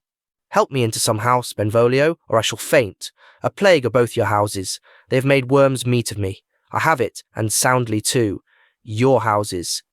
Exeunt Mercutio and Benvolio. This gentleman, the prince's near ally, my very friend, hath got his mortal hurt in my behalf. My reputation stained with Tybalt's slander. Tybalt, that an hour hath been my cousin. O sweet Juliet, thy beauty hath made me effeminate, and in my temper softened valour's steel. Re-enter Benvolio. O Romeo, Romeo, brave Mercutio's dead, that gallant spirit hath aspired the clouds, which too untimely here did scorn the earth. This day's black fate on mo days doth depend. This but begins the woe others must end. Re-enter Tybalt. Here comes the furious Tybalt back again. Again in triumph, and Mercutio slain. Away to heaven respective lenity, and fire-eyed fury be my conduct now. Now, Tybalt, take the villain back again, that late thou gavest me, for Mercutio's soul is but a little way above our heads, staying for thine to keep him company. Either thou or I or both must go with him. Thou wretched boy that didst consort him here, shalt with him hence. This shall determine that. They fight. Tybalt falls. Romeo, away, begone! The citizens are up, and Tybalt slain. Stand not amazed. The prince will doom thee death if thou art taken. Hence, begone away. Oh, I am fortune's fool. Why dost thou stay? Exit Romeo. Enter citizens. Which way, Ranny, that killed Mercutio? Tybalt, that murderer! Which way, Ranny? There lies that Tybalt. Up, sir, go with me. I charge thee in the prince's name, obey. Enter prince attended. Montague, Capulet, their wives, and others. Where are the vile beginners of this fray? O noble prince, I can discover all the unlucky manage of this fatal brawl. There lies the man, slain by young Romeo, that slew thy kinsman, brave Mercutio. Tybalt, my cousin, oh, my brother's child, oh, prince, oh, husband, oh, the blood is spilled of my dear kinsman. Prince, as thou art true, for blood of ours shed blood of Montague. Oh, cousin, cousin. Benvolio? Who began this bloody fray? Tybalt, here slain, whom Romeo's hand did slay. Romeo, that spoke him fair, bid him bethink how nice the quarrel was, and urged withal your high displeasure. All this uttered with gentle breath, calm look, knees humbly bowed, could not take truce with the unruly spleen of Tybalt, deaf to peace, but that he tilts with piercing steel at bold Mercutio's breast, who, all as hot, turns deadly point to point, and with a martial scorn, with one hand beats cold death aside, and with the other sends it back to Tybalt, whose dexterity retorts it. Romeo he cries aloud, hold friends, friends part. And swifter than his tongue his agile arm beats down their fatal points, and twixt them rushes, underneath whose arm an envious thrust from Tybalt hit the life of stout Mercutio, and then Tybalt fled. But by and by comes back to Romeo, who had but newly entertained revenge, and to it they go like lightning. For ere I could draw to part them was stout Tybalt slain, and as he fell did Romeo turn and fly. This is the truth, or let Benvolio die. He is a kinsman to the Montague. Affection makes him false, he speaks not true. Some 20 of them fought in this black strife, and all those 20 could but kill one life. I beg for justice, which thou, prince, must give. Romeo slew Tybalt. Romeo must not live. Romeo slew him, he slew Mercutio. Who now the price of his dear blood doth owe? Not Romeo, prince. He was Mercutio's friend. His fault concludes but what the law should end, the life of Tybalt. And for that offence immediately we do exile him hence. I have an interest in your hate's proceeding. My blood for your rude brawls doth lie a-bleeding. But I'll amerce you with so strong a fine that you shall all repent the loss of mine. I will be deaf to pleading and excuses, nor tears nor prayers shall purchase out abuses, therefore use none. Let Romeo hence in haste, else when he is found, that hour is his last. Bear hence this body, and attend our will. Mercy but murders, pardoning those that kill. Scene 2. A room in Capulets' house. Enter Juliet. Gallop apace, you fiery-footed steeds, towards Phoebus' lodging. Such a wagoner as Phaeton would whip you to the west, and bring in cloudy night immediately. Spread thy close curtain, love performing night, that runaways' eyes may wink, and Romeo leap to these arms untalked of and unseen. Lovers can see to do their amorous rites by their own beauties, or if love be blind, it best agrees with night. Come, civil night, thou sober-suited matron, all in black, and learn me how to lose a winning match, played for a pair of stainless maidenhoods. Hood my unmanned blood, baiting in my cheeks, with thy black mantle till strange love grow bold. Think true love acted simple modesty. Come, night, come, Romeo, come thou day in night, for thou wilt lie upon the wings of night whiter than new snow upon a raven's back. Come, gentle night, come, loving black-browed night, give me my Romeo, and when I shall die, take him and cut him out in little stars, and he will make the face of heaven so fine that all the world will be in love with night, and pay no worship to the garish sun. Oh, I have bought the mansion of a love, but not possessed it, and though I am sold, not yet enjoyed. So tedious is this day, as is the night before some festival to an impatient child that hath new robes, and may not wear them. Oh, here comes my nurse, and she brings news, and every tongue that speaks, but Romeo's name speaks heavenly eloquence. Enter nurse with cords. Now, nurse, what news? What hast thou there? The cords that Romeo bid thee fetch? Aye, the cords. Throws them down. Ay me, what news? Why dost thou wring thy hands? Ah, well-a-day, he's dead, he's dead, he's dead. We are undone, lady, we are undone. Alack the day, he's gone, he's killed, he's dead.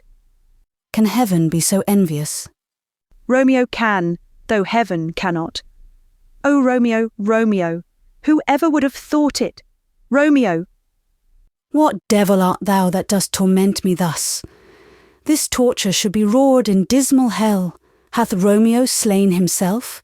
Say thou but I, and that bare vowel I shall poison more than the death-darting eye of cockatrice. I am not I, if there be such an eye, or those eyes shut that make thee answer I. If he be slain, say I, or if not, no. Brief sounds determine of my weal or woe. I saw the wound, I saw it with mine eyes, God save the mark, here on his manly breast, a piteous course, a bloody, piteous course, pale, pale as ashes, all bedaubed in blood, all in gore blood. I swounded at the sight. Oh, break my heart, poor bankrout, break at once.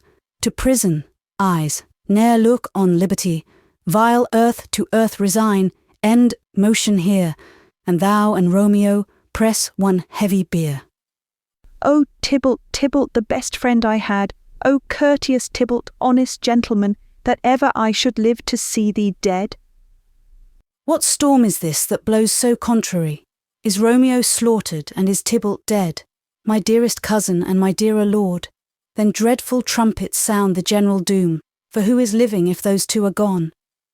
Tybalt is gone, and Romeo banished. Romeo that killed him, he is banished. O God, did Romeo's hand shed Tybalt's blood? It did. Alas the day, it did. O serpent heart hid with a flowering face, did ever dragon keep so fair a cave? Beautiful tyrant, fiend angelical, dove-feathered raven, wolvish ravening lamb, despised substance of divinest show, just opposite to what thou justly seemst, a damned saint, an honourable villain. O nature, what hadst thou to do in hell when thou didst bower the spirit of a fiend in mortal paradise of such sweet flesh? Was ever book containing such vile matter so fairly bound? Oh, that deceit should dwell in such a gorgeous palace.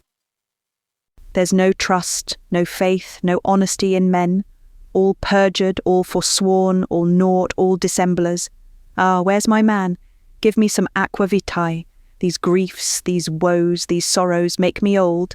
Shame come to Romeo. Blistered be thy tongue for such a wish. He was not born to shame. Upon his brow shame is ashamed to sit. For 'tis a throne where honour may be crowned, sole monarch of the universal earth. Oh, what a beast was I to chide at him! Will you speak well of him that killed your cousin? Shall I speak ill of him that is my husband? Ah, poor my lord, what tongue shall smooth thy name, when I thy 3 hours' wife have mangled it? But wherefore, villain, didst thou kill my cousin? That villain cousin would have killed my husband. Back, foolish tears, back to your native spring. Your tributary drops belong to woe, which you mistaking offer up to joy. My husband lives, that Tybalt would have slain. And Tybalt's dead, that would have slain my husband. All this is comfort. Wherefore weep I then? Some word there was, worser than Tybalt's death, that murdered me. I would forget it fain, but oh, it presses to my memory like damned guilty deeds to sinners' minds. Tybalt is dead, and Romeo banished. That one word banished, hath slain 10,000 Tybalts. Tybalt's death was woe enough if it had ended there.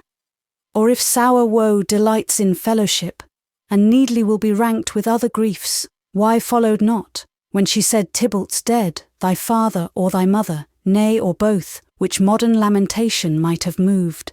But with a rearward following Tybalt's death, Romeo is banished.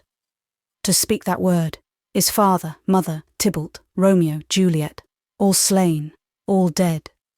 Romeo is banished, there is no end, no limit, measure bound.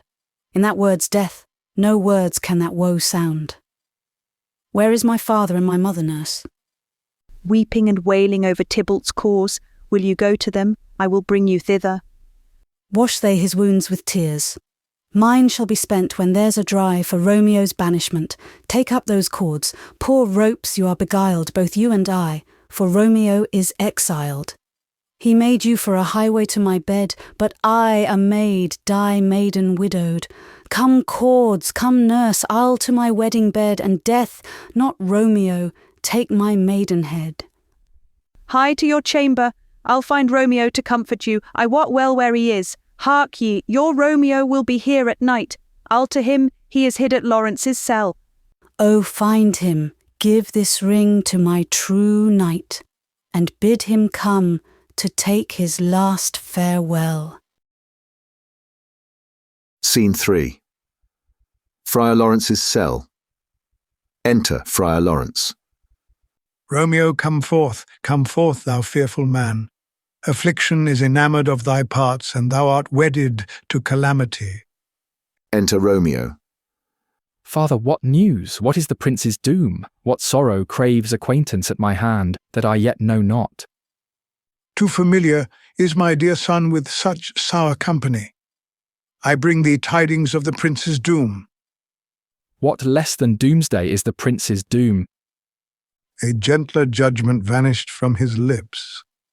Not body's death, but body's banishment. Ha, banishment! Be merciful, say death, for exile hath more terror in his look, much more than death. Do not say banishment. Hence from Verona art thou banished. Be patient, for the world is broad and wide.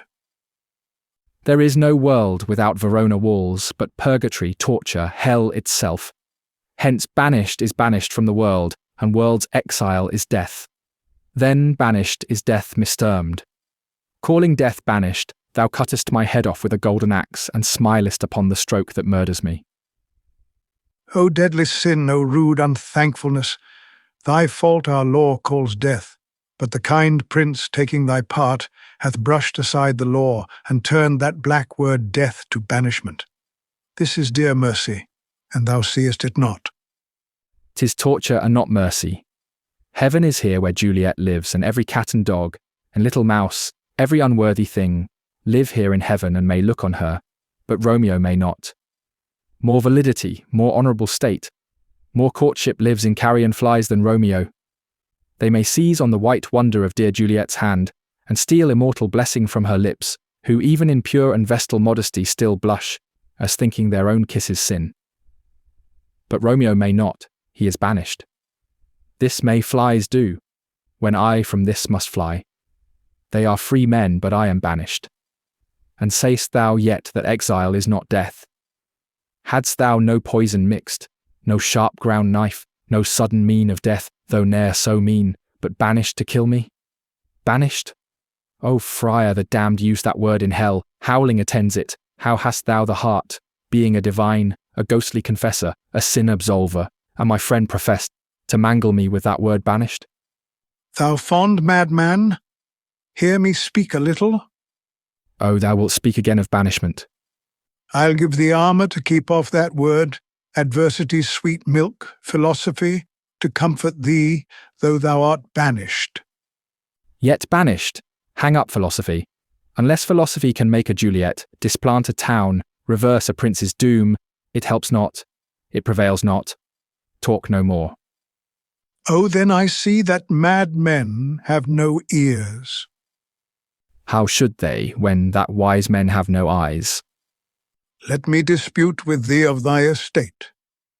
Thou canst not speak of that thou dost not feel. Wert thou as young as I, Juliet thy love, an hour but married, Tybalt murdered, doting like me, and like me banished, then mightst thou speak, then mightst thou tear thy hair, and fall upon the ground as I do now, taking the measure of an unmade grave.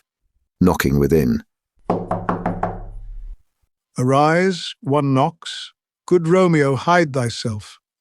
Not I, unless the breath of heart-sick groans, mist-like enfold me from the search of eyes.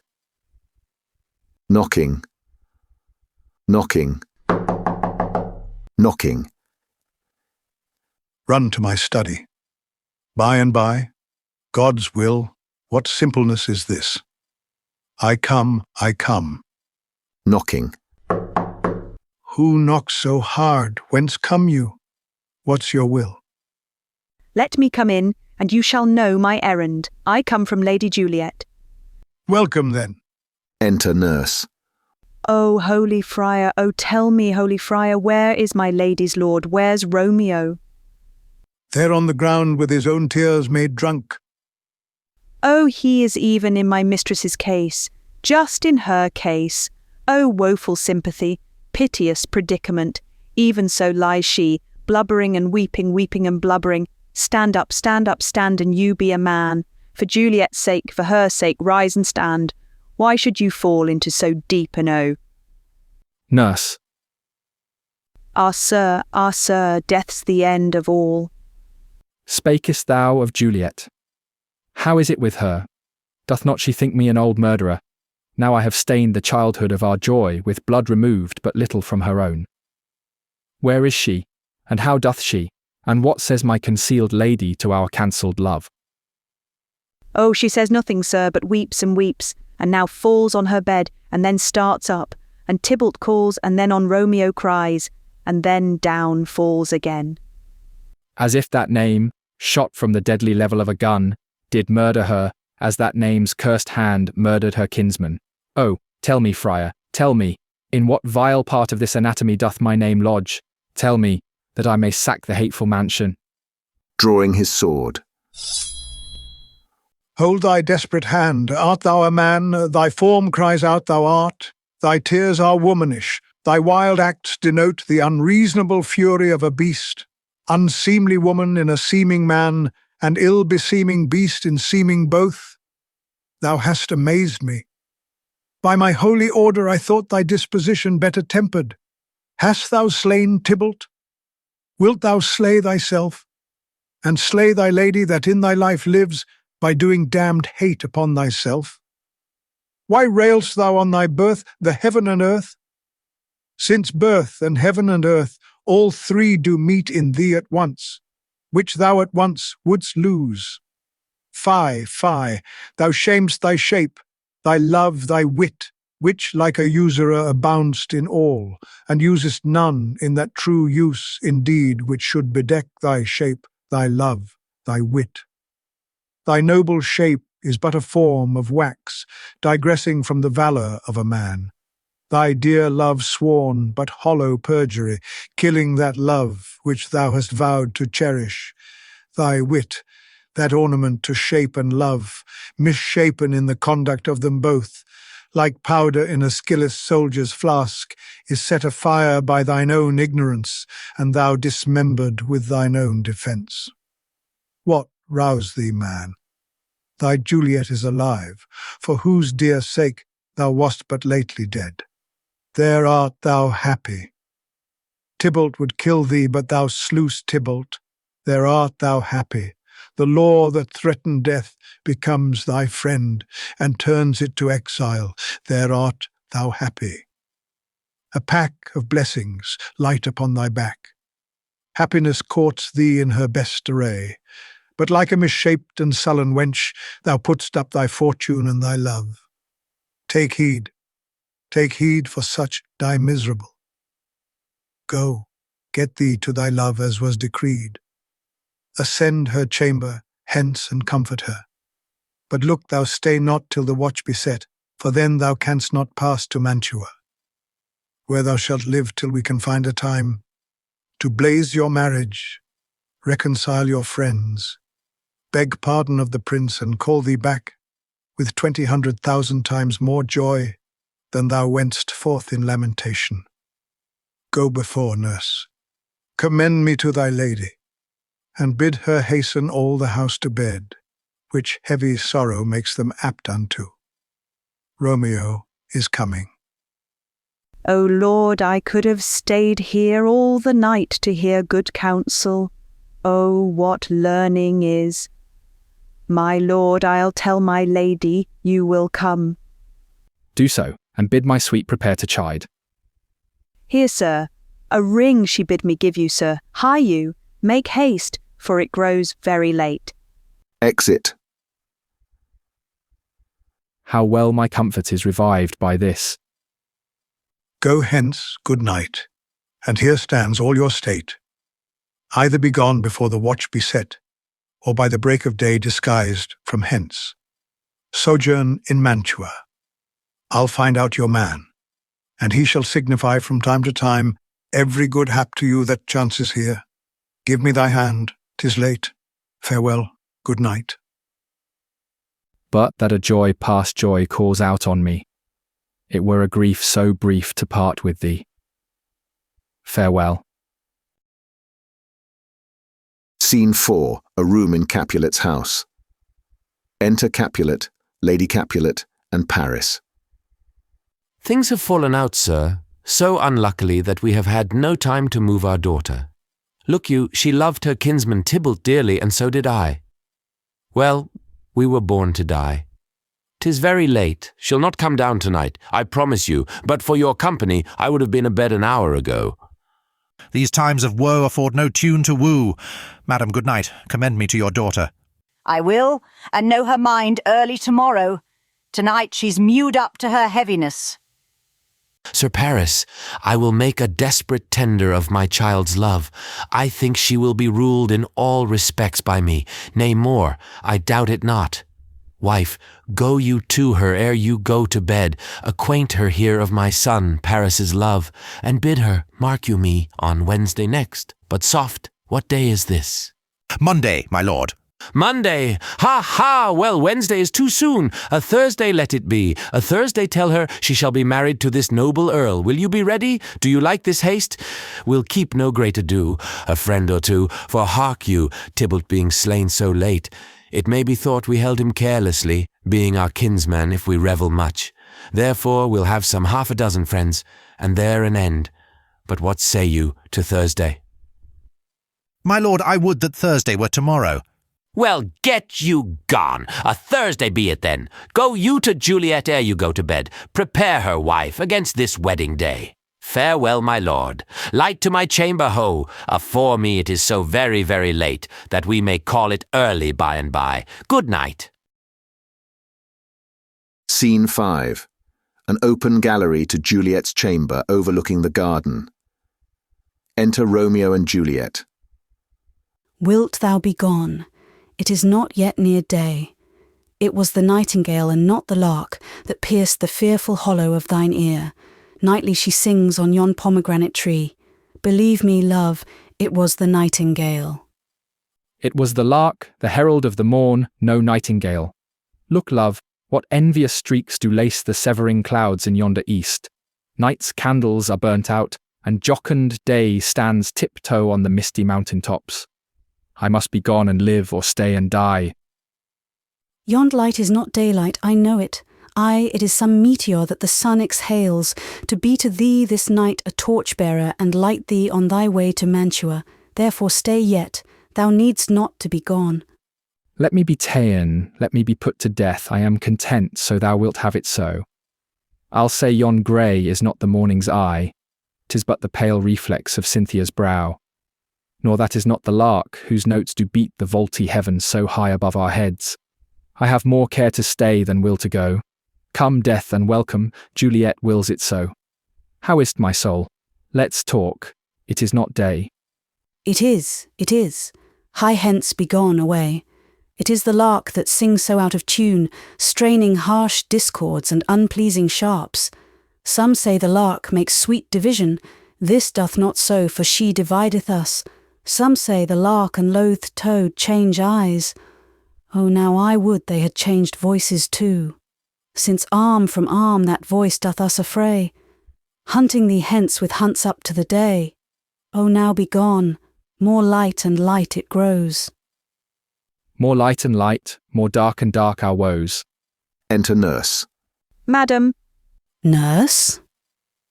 Your lady mother is coming to your chamber. The day is broke. Be wary. Look about. Exit. Then, window, let day in and let life out. Farewell, farewell, one kiss, and I'll descend. Descends. Art thou gone so, love lord, I husband friend? I must hear from thee every day in the hour, for in a minute there are many days. Oh, by this count, I shall be much in years ere I again behold my Romeo. Farewell, I will omit no opportunity that may convey my greetings, love, to thee. Oh, thinkest thou we shall ever meet again? I doubt it not, and all these woes shall serve for sweet discourses in our time to come. O God, I have an ill-divining soul. Methinks I see thee now thou art so low as one dead in the bottom of a tomb. Either my eyesight fails, or thou look'st pale. And trust me, love, in my eye so do you. Dry sorrow drinks our blood. Adieu, adieu. Exit below. O Fortune, Fortune, all men call thee fickle. If thou art fickle, what dost thou with him that is renowned for faith? Be fickle, Fortune, for then I hope thou wilt not keep him long, but send him back. Ho, daughter, are you up? Who is that calls? Is it my lady mother? Is she not down so late or up so early? What unaccustomed cause procures her hither? Enter Lady Capulet. Why, how now, Juliet? Madam, I am not well. Evermore weeping for your cousin's death. What, wilt thou wash him from his grave with tears? And if thou couldst not make him live. Therefore have done. Some grief shows much of love, but much of grief shows still some want of wit. Yet let me weep for such a feeling loss. So shall you feel the loss, but not the friend which you weep for. Feeling so the loss, I cannot choose but ever weep the friend. Well, girl, thou weepst not so much for his death as that the villain lives which slaughtered him. What villain, madam? That same villain, Romeo. Villain and he be many miles asunder. God pardon him, I do with all my heart, and yet no man like he doth grieve my heart. That is because the traitor murderer lives. Ay, madam, from the reach of these my hands, would none but I might venge my cousin's death. We will have vengeance for it, fear thou not. Then weep no more. I'll send to one in Mantua, where that same banished runagate doth live, shall give him such an unaccustomed dram that he shall soon keep Tybalt company. And then I hope thou wilt be satisfied. Indeed, I never shall be satisfied with Romeo till I behold him dead. Is my poor heart so for a kinsman vexed? Madam, if you could find out but a man to bear a poison, I would temper it, that Romeo should upon receipt thereof soon sleep in quiet.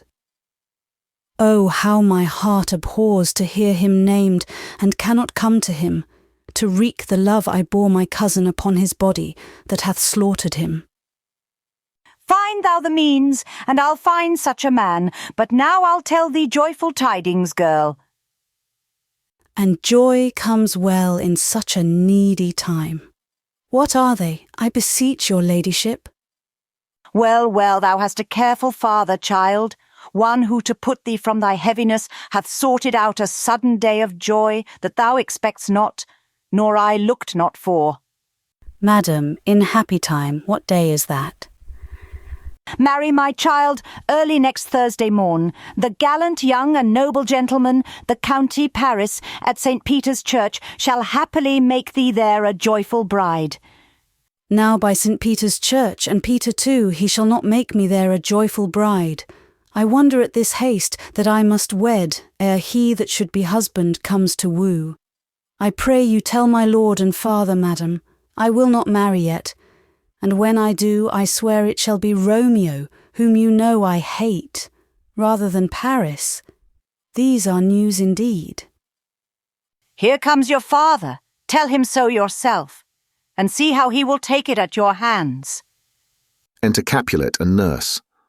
When the sun sets, the air doth drizzle dew, but for the sunset of my brother's son, it rains downright. How now? A conduit girl. What, still in tears? Evermore showering?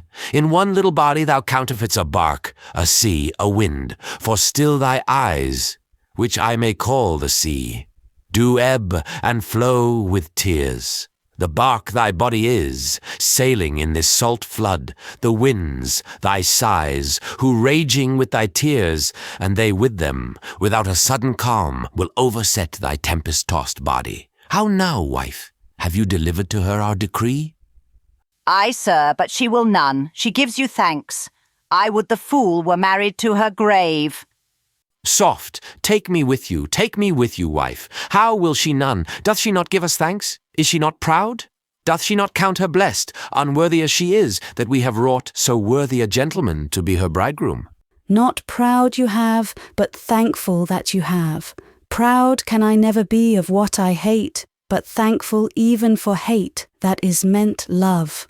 How now, chopped logic? What is this? Proud, and I thank you not. And yet not proud, mistress minion you. Thank me no thankings, nor proud me no prouds. But fettle your fine joints 'gainst Thursday next, to go with Paris to St. Peter's Church, or I will drag thee on a hurdle thither. Out, you green sickness carrion! Out, you baggage, you tallow face! Fie! Fie! What? Are you mad? Good father, I beseech you on my knees. Hear me with patience, but to speak a word. Hang thee, young baggage, disobedient wretch! I tell thee what! Get thee to church a Thursday, or never after look me in the face. Speak not, reply not, do not answer me. My fingers itch. Wife, we scarce thought us blessed that God had lent us but this only child, but now I see this one is one too much, and that we have a curse in having her. Out on her, Hilding! God in heaven bless her. You are to blame, my lord, to rate her so. And why, my lady Wisdom? Hold your tongue, good Prudence. Smatter with your gossips. Go! I speak no treason. O God, ye gooden. May not one speak? Peace, you mumbling fool. Utter your gravity o'er a gossip's bowl, for here we need it not. You are too hot. God's bread, it makes me mad. Day, night, hour, tide, time, work, play, alone in company, still my care hath been to have her matched, and having now provided a gentleman of noble parentage, of fair domains, youthful and nobly allied, stuffed, as they say, with honourable parts, proportioned as one's thought would wish a man, and then to have a wretched puling fool, a whining mammet, in her fortune's tender, to answer, I'll not wed, I cannot love, I am too young, I pray you pardon me. But, and you will not wed, I'll pardon you. Graze where you will, you shall not house with me. Look to it, think on't, I do not use to jest. Thursday is near, lay hand on heart, advise. And you be mine, I'll give you to my friend, and you be not hang, beg, starve, die in the streets. For by my soul I'll ne'er acknowledge thee, nor what is mine shall never do thee good. Trust to it, bethink you, I'll not be forsworn. Exit. Is there no pity sitting in the clouds that sees into the bottom of my grief? O sweet my mother, cast me not away. Delay this marriage for a month, a week, or if you do not, make the bridal bed in that dim monument where Tybalt lies. Talk not to me, for I'll not speak a word. Do as thou wilt, for I have done with thee. Exit. O God, O nurse, how shall this be prevented? My husband is on earth, my faith in heaven. How shall that faith return again to earth, unless that husband send it me from heaven by leaving earth? Comfort me, counsel me. Alack, alack, that heaven should practice stratagems upon so soft a subject as myself. What sayest thou? Hast thou not a word of joy? Some comfort, nurse. Faith, here it is. Romeo is banished, and all the world to nothing, that he dares ne'er come back to challenge you, or if he do, it needs must be by stealth. Then, since the case so stands as now it doth, I think it best you married with the county. Oh, he's a lovely gentleman, Romeo's a dish-clout to him. An eagle, madam, hath not so green, so quick, so fair an eye as Paris hath.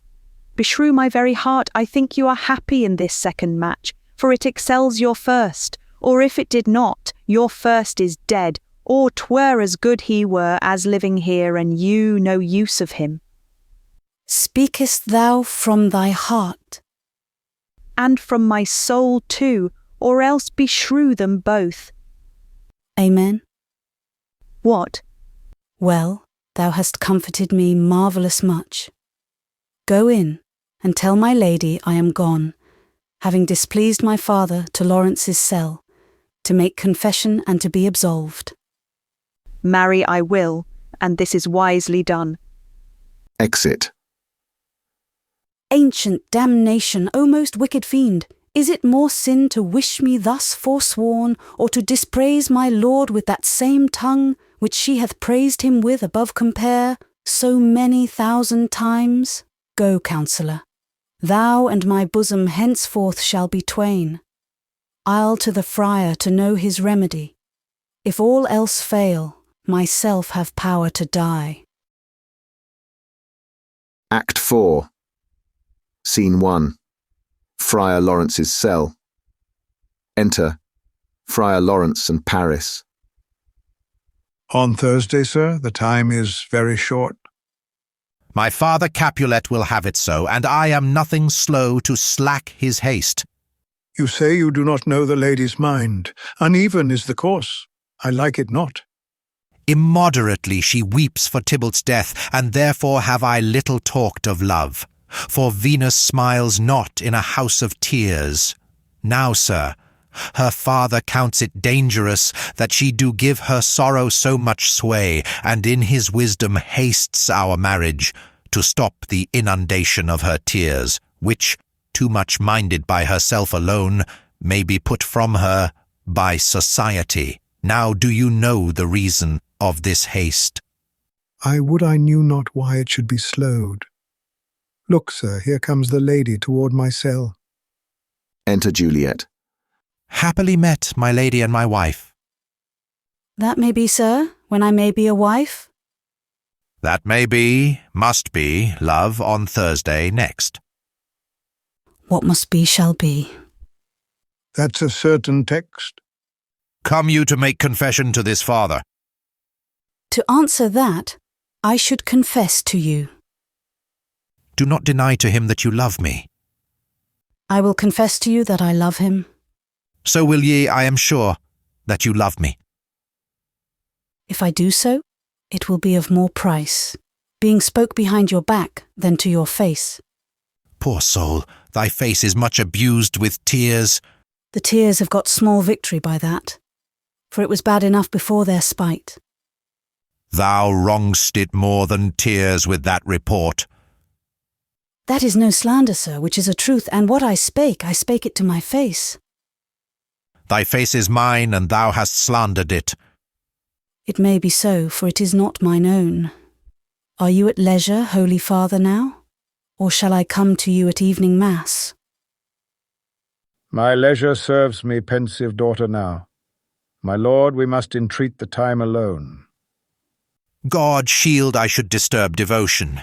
Juliet, on Thursday early will I rouse ye, till then adieu, and keep this holy kiss. Exit. Oh, shut the door, and when thou hast done so, come weep with me past hope, past cure, past help. O Juliet, I already know thy grief. It strains me past the compass of my wits. I hear thou must, and nothing may prorogue it, on Thursday next be married to this county. Tell me not, friar, that thou hear'st of this, unless thou tell me how I may prevent it. If in thy wisdom thou canst give no help, do thou but call my resolution wise, and with this knife I'll help it presently. God joined my heart and Romeo's thou our hands, and ere this hand by thee to Romeo sealed, shall be the label to another deed, or my true heart with treacherous revolt turn to another, this shall slay them both. Therefore, out of thy long experienced time, give me some present counsel, or behold twixt my extremes, and me this bloody knife shall play the empire, arbitrating that which the commission of thy years and art could to no issue of true honour bring. Be not so long to speak. I long to die, if what thou speak'st speak not of remedy. Hold, daughter, I do spy a kind of hope, which craves as desperate an execution as that is desperate which we would prevent. If, rather than to marry County Paris, thou hast the strength of will to slay thyself, then is it likely thou wilt undertake a thing like death to chide away this shame, that copst with death himself to scape from it. And if thou darest, I'll give thee remedy. Oh, bid me leap rather than marry Paris from off the battlements of yonder tower, or walk in thievish ways, or bid me lurk where serpents are. Chain me with roaring bears, or hide me nightly in a charnel house, or covered quite with dead men's rattling bones, with reeky shanks and yellow chapless skulls. Or bid me go into a new-made grave and hide me with a dead man in his shroud, things that, to hear them told, have made me tremble, and I will do it without fear or doubt, to live an unstained wife to my sweet love. Hold then, go home, be merry, give consent to marry Paris. Wednesday is tomorrow. Tomorrow night look that thou lie alone. Let not thy nurse lie with thee in thy chamber. Take thou this vial, being then in bed, and this distilled liquor drink thou off, when presently through all thy veins shall run a cold and drowsy humour. For no pulse shall keep his native progress, but surcease. No warmth, no breath shall testify thou livest. The roses in thy lips and cheeks shall fade to pally ashes. Thy eyes windows fall, like death when he shuts up the day of life. Each part deprived of supple government shall stiff and stark and cold appear like death. and in this borrowed likeness of shrunk death thou shalt continue 42 hours, and then awake as from a pleasant sleep. Now when the bridegroom in the morning comes to rouse thee from thy bed, there art thou dead. Then, as the manner of our country is, in thy best robes uncovered, on the bier, thou shalt be borne to that same ancient vault where all the kindred of the Capulets lie. In the meantime, against thou shalt awake, shall Romeo by my letters know our drift, and hither shall he come. And he and I will watch thy waking, and that very night shall Romeo bear thee hence to Mantua. And this shall free thee from this present shame, if no inconstant toy nor womanish fear abate thy valour in the acting it. Give me, oh tell not me of fear. Hold, get you gone, be strong and prosperous in this resolve. I'll send a friar with speed to Mantua with my letters to thy lord. Love give me strength, and strength shall help afford. Farewell, dear father. Scene 2. Hall in Capulet's house. Enter Capulet, Lady Capulet, nurse and servants. So many guests invite as here are writ. Exit first servant. Sirrah, go hire me 20 cunning cooks. You shall have none ill, sir, for I'll try if they can lick their fingers. How canst thou try them so? Marry, sir, 'tis an ill cook that cannot lick his own fingers. Therefore he that cannot lick his fingers goes not with me. Go, be gone. Exit second servant. We shall be much unfurnished for this time. What, is my daughter gone to Friar Lawrence? Ay, forsooth. Well, he may chance to do some good on her. A peevish, self-willed harlotry it is. Enter Juliet. See where she comes from, shrift with merry look. How now, my headstrong? Where have you been gadding? Where I have learnt me to repent the sin of disobedient opposition to you and your behests, and am enjoined by holy Lawrence to fall prostrate here to beg your pardon. Pardon, I beseech you. Henceforward I am ever ruled by you. Send for the county, go tell him of this. I'll have this knot knit up tomorrow morning. I met the youthful lord at Lawrence's cell, and gave him what becomed love I might, not stepping o'er the bounds of modesty. Why, I'm glad on't. This is well. Stand up. This is as it should be. Let me see the county. Ay, marry, go, I say, and fetch him hither. Now, afore God, this reverend holy friar, all our whole city is much bound to him. Nurse, will you go with me into my closet, to help me sort such needful ornaments as you think fit to furnish me tomorrow? No, not till Thursday. There is time enough. Go, nurse, go with her. We'll to church tomorrow. Exeunt Juliet and nurse. We shall be short in our provision. 'Tis now near night. Tush, I will stir about, and all things shall be well, I warrant thee, wife. Go thou to Juliet, help to deck up her. I'll not to bed tonight, let me alone. I'll play the housewife for this once. What? Ho! They are all forth. Well, I will walk myself to County Paris to prepare him up against tomorrow. My heart is wondrous light, since this same wayward girl is so reclaimed. Scene 3. Juliet's chamber.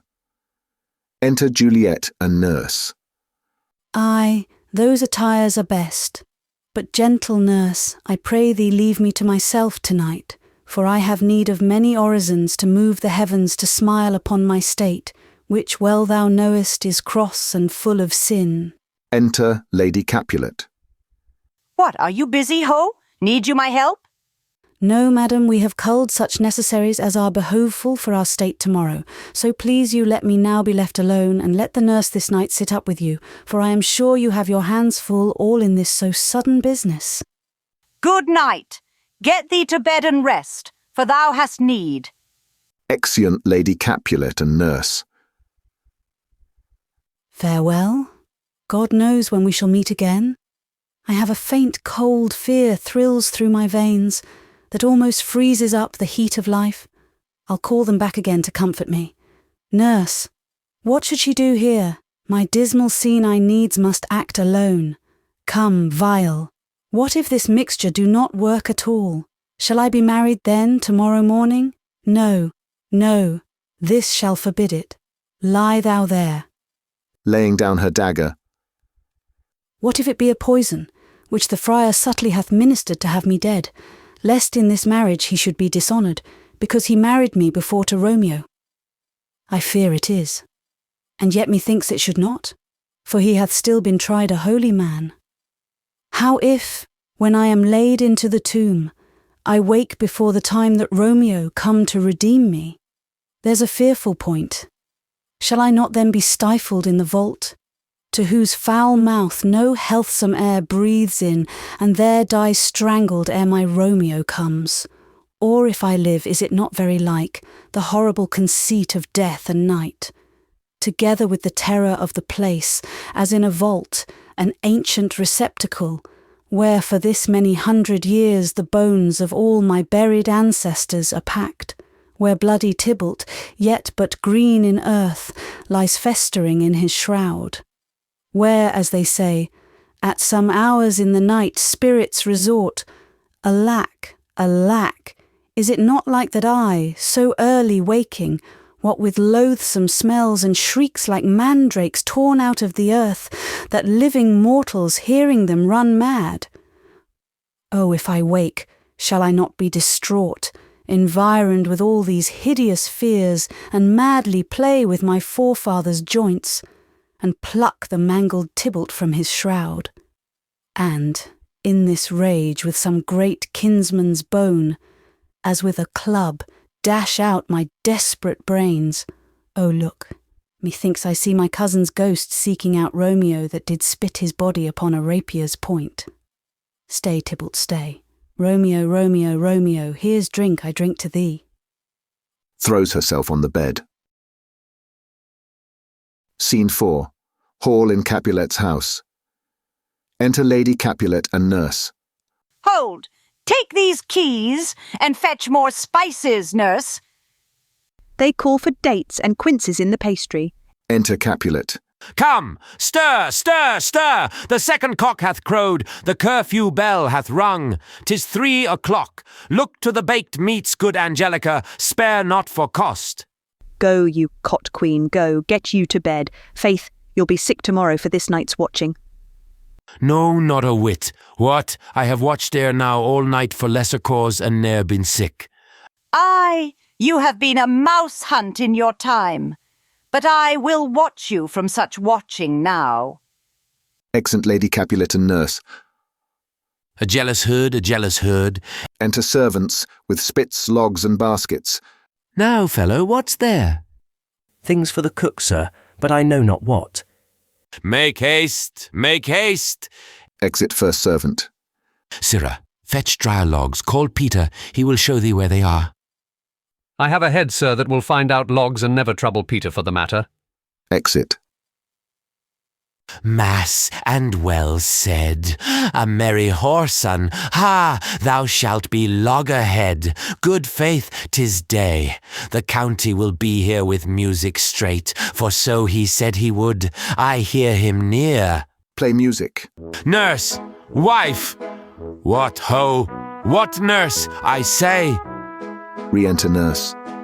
Go waken Juliet, go and trim her up. I'll go and chat with Paris. Hi, make haste, make haste. The bridegroom he has come already. Make haste, I say.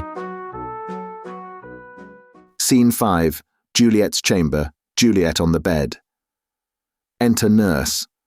Mistress! What mistress? Juliet! Fast I warrant her she. Why, lamb, why, lady, fie, you sluggerbed. Why, love, I say, madam, sweetheart. Why, bride, what, not a word?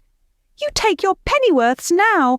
Sleep for a week. For the next night, I warrant, the county Paris hath set up his rest, that you shall rest but little. God forgive me. Marry and amen. How sound is she asleep! I needs must wake her. Madam, madam, madam!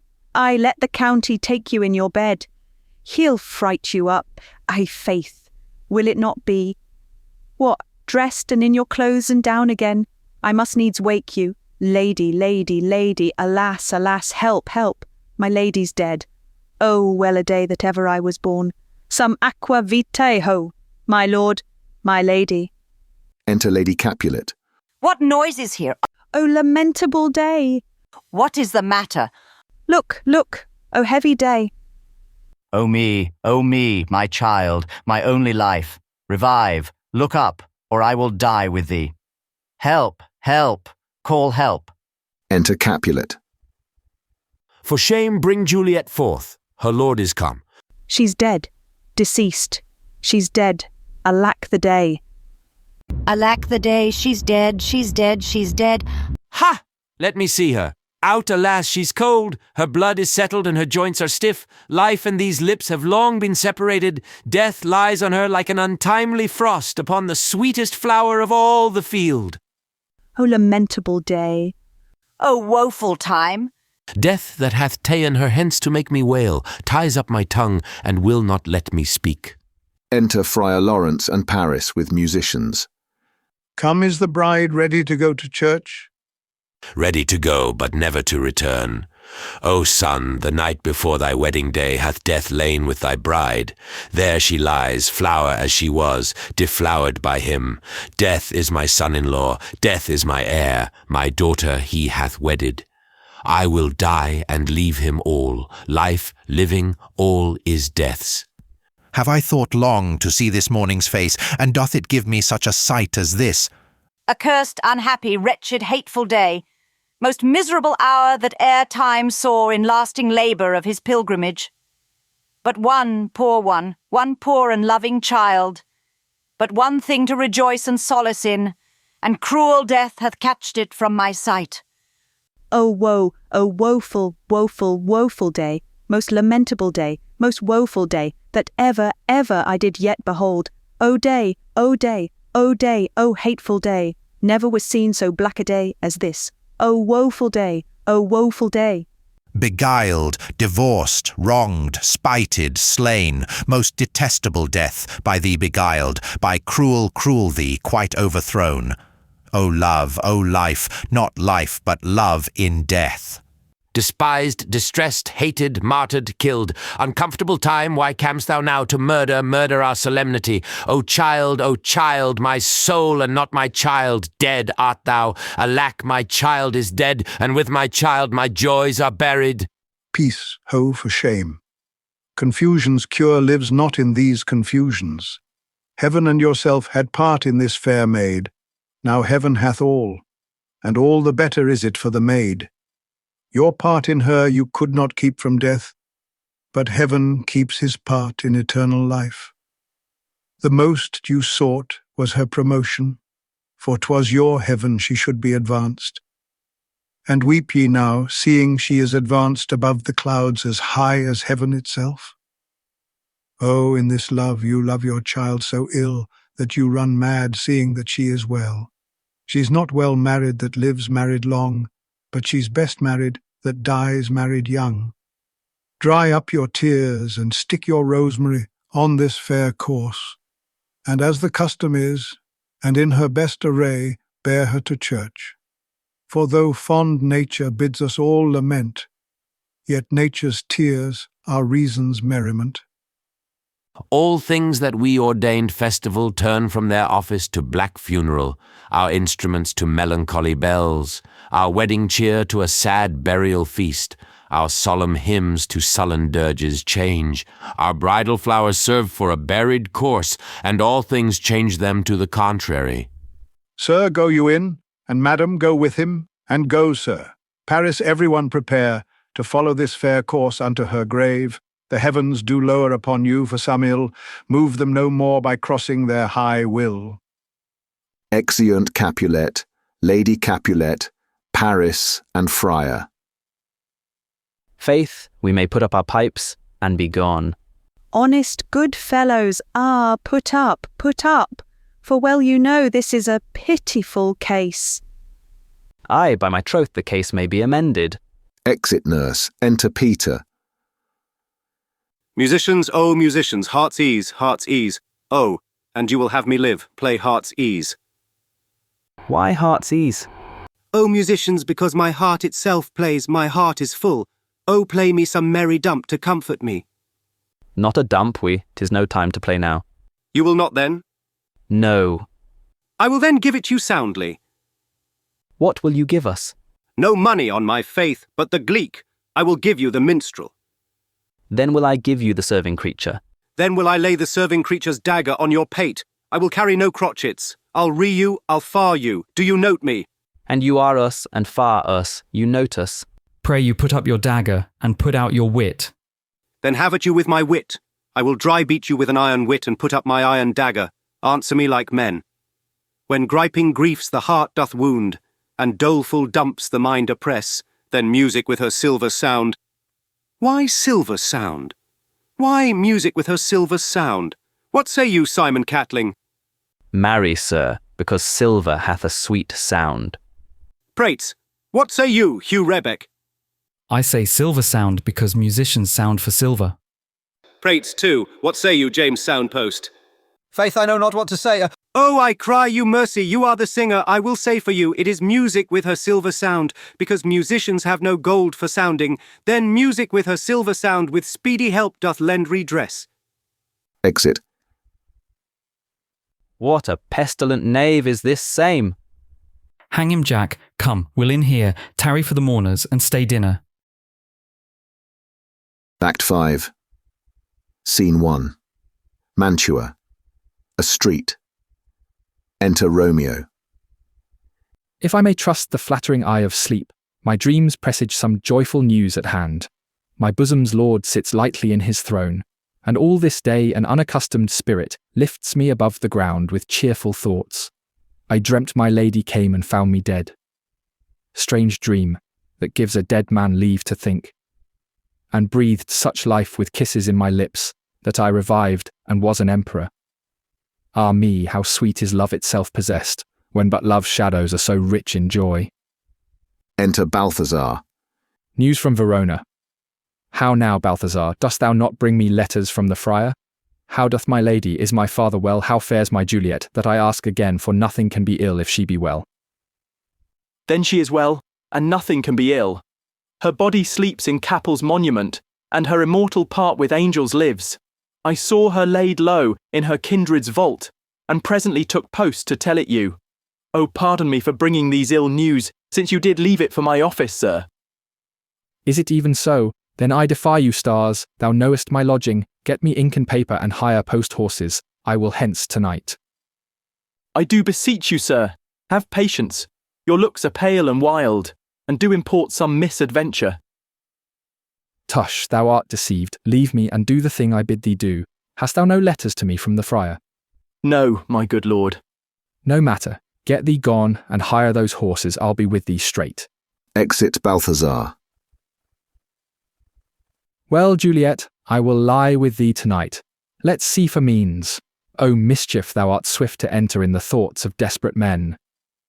I do remember an apothecary, and hereabouts he dwells, which late I noted in tattered weeds with overwhelming brows, culling of simples, meagre were his looks, sharp misery had worn him to the bones, and in his needy shop a tortoise hung, an alligator stuffed, and other skins of ill-shaped fishes, and about his shelves a beggarly account of empty boxes, green earthen pots, bladders and musty seeds, remnants of pack thread, and old cakes of roses were thinly scattered to make up a show. Noting this penury, to myself I said, and if a man did need a poison now, whose sale is present death in Mantua, here lives a caitiff wretch would sell it him. Oh, this same thought did but forerun my need, and this same needy man must sell it me. As I remember, this should be the house. Being holiday, the beggar's shop is shut. What ho, apothecary? Enter apothecary. Who calls so loud? Come hither, man. I see that thou art poor. Hold, there is 40 ducats. Let me have a dram of poison, such soon speeding gear as will disperse itself through all the veins, that the life-weary taker may fall dead, and that the trunk may be discharged of breath as violently as hasty powder fired doth hurry from the fatal cannon's womb. Such mortal drugs I have, but Mantua's law is death to any he that utters them. Art thou so bare and full of wretchedness, and fearst to die? Famine is in thy cheeks, need and oppression starveth in thine eyes. Contempt and beggary hangs upon thy back. The world is not thy friend, nor the world's law. The world affords no law to make thee rich. Then be not poor, but break it and take this. My poverty, but not my will, consents. I pay thy poverty and not thy will. Put this in any liquid thing you will and drink it off, and, if you had the strength of 20 men, it would dispatch you straight. There is thy gold, worse poison to men's souls, doing more murder in this loathsome world than these poor compounds that thou mayst not sell. I sell thee poison, thou hast sold me none. Farewell, buy food, and get thyself in flesh. Come, cordial and not poison, go with me to Juliet's grave, for there must I use thee. Scene 2. Friar Lawrence's cell. Enter Friar John. Holy Franciscan Friar, brother ho! Enter Friar Lawrence. This same should be the voice of Friar John. Welcome from Mantua. What says Romeo? Or if his mind be writ, give me his letter. Going to find a barefoot brother out, one of our order to associate me, here in this city visiting the sick, and finding him the searchers of the town, suspecting that we both were in a house where the infectious pestilence did reign, sealed up the doors and would not let us forth, so that my speed to Mantua there was stayed. Who bear my letter then to Romeo? I could not send it, here it is again, nor get a messenger to bring it thee, so fearful were they of infection. Unhappy fortune! By my brotherhood, the letter was not nice, but full of charge, of dear import, and the neglecting it may do much danger. Friar John, go hence, get me an iron crow, and bring it straight unto my cell. Brother, I'll go and bring it thee. Exit. Now must I to the monument alone.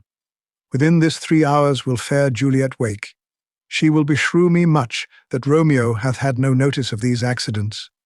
But I will write again to Mantua, and keep her at my cell till Romeo come. Poor living corse, closed in a dead man's tomb.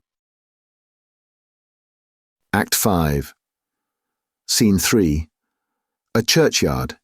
In it a monument belonging to the Capulets. Enter Paris, and his page bearing flowers and a torch. Give me thy torch, boy. Hence and stand aloof, yet put it out, for I would not be seen. Under yond yew tree lay thee all along, holding thy ear close to the hollow ground. So shall no foot upon the churchyard tread, being loose, unfirm, with digging up of graves, but thou shalt hear it. Whistle then to me as signal that thou hear'st something approach. Give me those flowers. Do as I bid thee. Go. I am almost afraid to stand alone here in the churchyard. Yet I will adventure. Retires. Sweet flower, with flowers thy bridal bed I strew. O woe, thy canopy is dust and stones, which with sweet water nightly I will dew, or wanting that, with tears distilled by moans. The obsequies that I for thee will keep, nightly shall be to strew thy grave and weep. The page whistles. The boy gives warning something doth approach. What cursed foot wanders this way tonight to cross my obsequies and true love's right?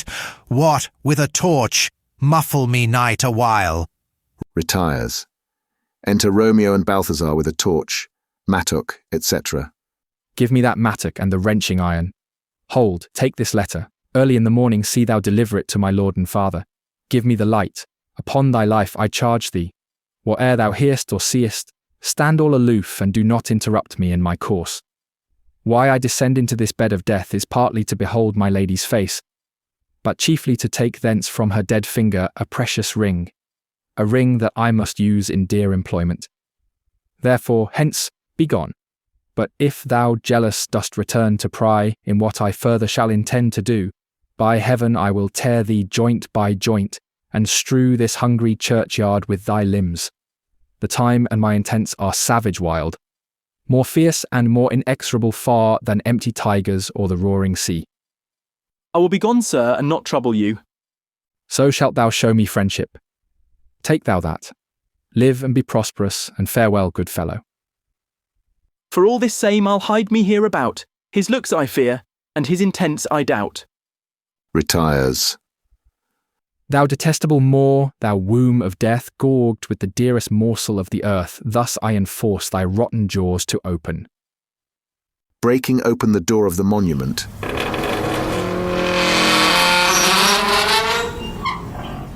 and in despite, I'll cram thee with more food.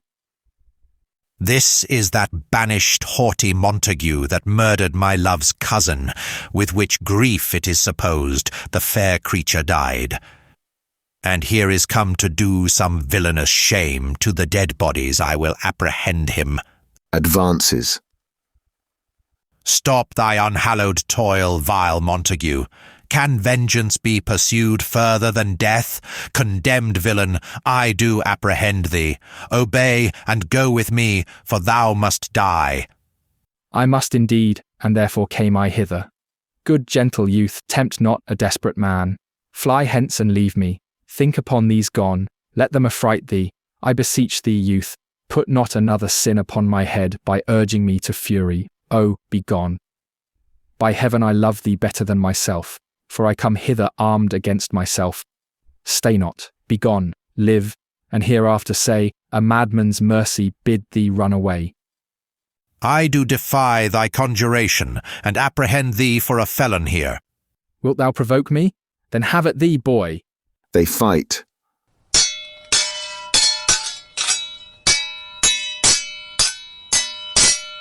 Oh Lord, they fight! I will go call the watch. Exit. Oh, I am slain! Falls. If thou be merciful, open the tomb, lay me with Juliet. Dies. In faith, I will. Let me peruse this face. Mercutio's kinsman, noble county Paris.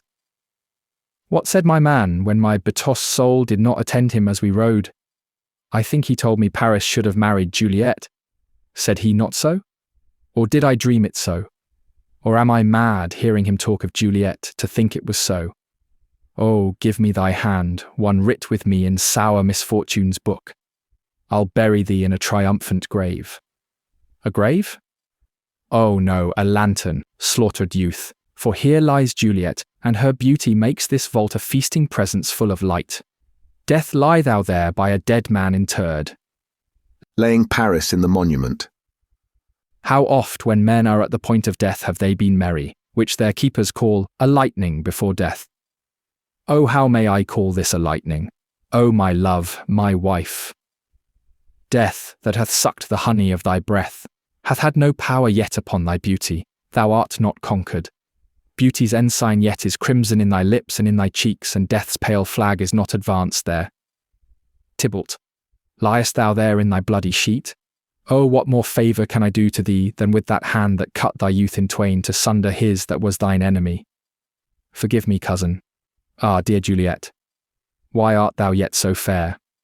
Shall I believe that unsubstantial death is amorous, and that the lean, abhorred monster keeps thee here in dark to be his paramour? For fear of that, I still will stay with thee, and never from this palace of dim night depart again. Here will I remain, with worms that are thy chambermaids. Oh, here will I set up my everlasting rest, and shake the yoke of inauspicious stars from this world-wearied flesh. Eyes, look your last. Arms, take your last embrace, and lips, O you, the doors of breath, seal with a righteous kiss, a dateless bargain to engrossing death. Come, bitter conduct, come, unsavoury guide, thou desperate pilot, now at once run on, the dashing rocks thy sea-sick weary bark. Here's to my love. Drinks. O true apothecary, thy drugs are quick, thus with a kiss I die. Dies. Enter, at the other end of the churchyard, Friar Lawrence, with a lantern, crow, and spade. St. Francis be my speed. How oft tonight have my old feet stumbled at graves? Who's there? Who is it that consorts so late the dead? Here's one, a friend, and one that knows you well. Bliss be upon you. Tell me, good my friend, what torch is yon that vainly lends his light to grubs and eyeless skulls? As I discern, it burneth in the Capul's monument. It doth so, holy sir. And there's my master, one that you love. Who is it? Romeo! How long hath he been there? Full half an hour. Go with me to the vault. I dare not, sir. My master knows not, but I am gone hence, and fearfully did menace me with death, if I did stay to look on his intents. Stay then, I'll go alone. Fear comes upon me, or much I fear some ill, unlucky thing. As I did sleep under this yew tree here, I dreamt my master and another fought, and that my master slew him. Romeo! Advances. Alack, alack! What blood is this which stains the stony entrance of this sepulchre? What mean these masterless and gory swords to lie discoloured by this place of peace? Enters the monument. Romeo! Oh, pale! Who else? What, Paris too, and steeped in blood? Ah, what an unkind hour is guilty of this lamentable chance! The lady stirs. Juliet wakes and stirs. O comfortable friar, where is my lord? I do remember well where I should be, and there I am. Where is my Romeo? Noise within. I hear some noise. Lady, come from that nest of death, contagion, and unnatural sleep. A greater power than we can contradict hath thwarted our intents. Come, come away. Thy husband in thy bosom there lies dead, and Paris too. Come, I'll dispose of thee among a sisterhood of holy nuns. Stay not to question, for the watch is coming. Come, go, good Juliet. I dare no longer stay. Go, get thee hence, for I will not away. Exit Friar Lawrence. What's here? A cup closed in my true love's hand? Poison, I see, hath been his timeless end. O churl, drink all, and left no friendly drop to help me after. I will kiss thy lips. Haply some poison yet doth hang on them, to make me die with a restorative. Kisses him. Thy lips are warm. Lead boy, which way? Yea, noise? Then I'll be brief. O happy dagger. Snatching Romeo's dagger. This is thy sheath. Stabs herself. There rest, and let me die. Falls on Romeo's body and dies. Enter Watch with the page of Paris. This is the place, there where the torch doth burn. The ground is bloody. Search about the churchyard. Go, some of you, whoe'er you find attach. Exeunt some of the watch.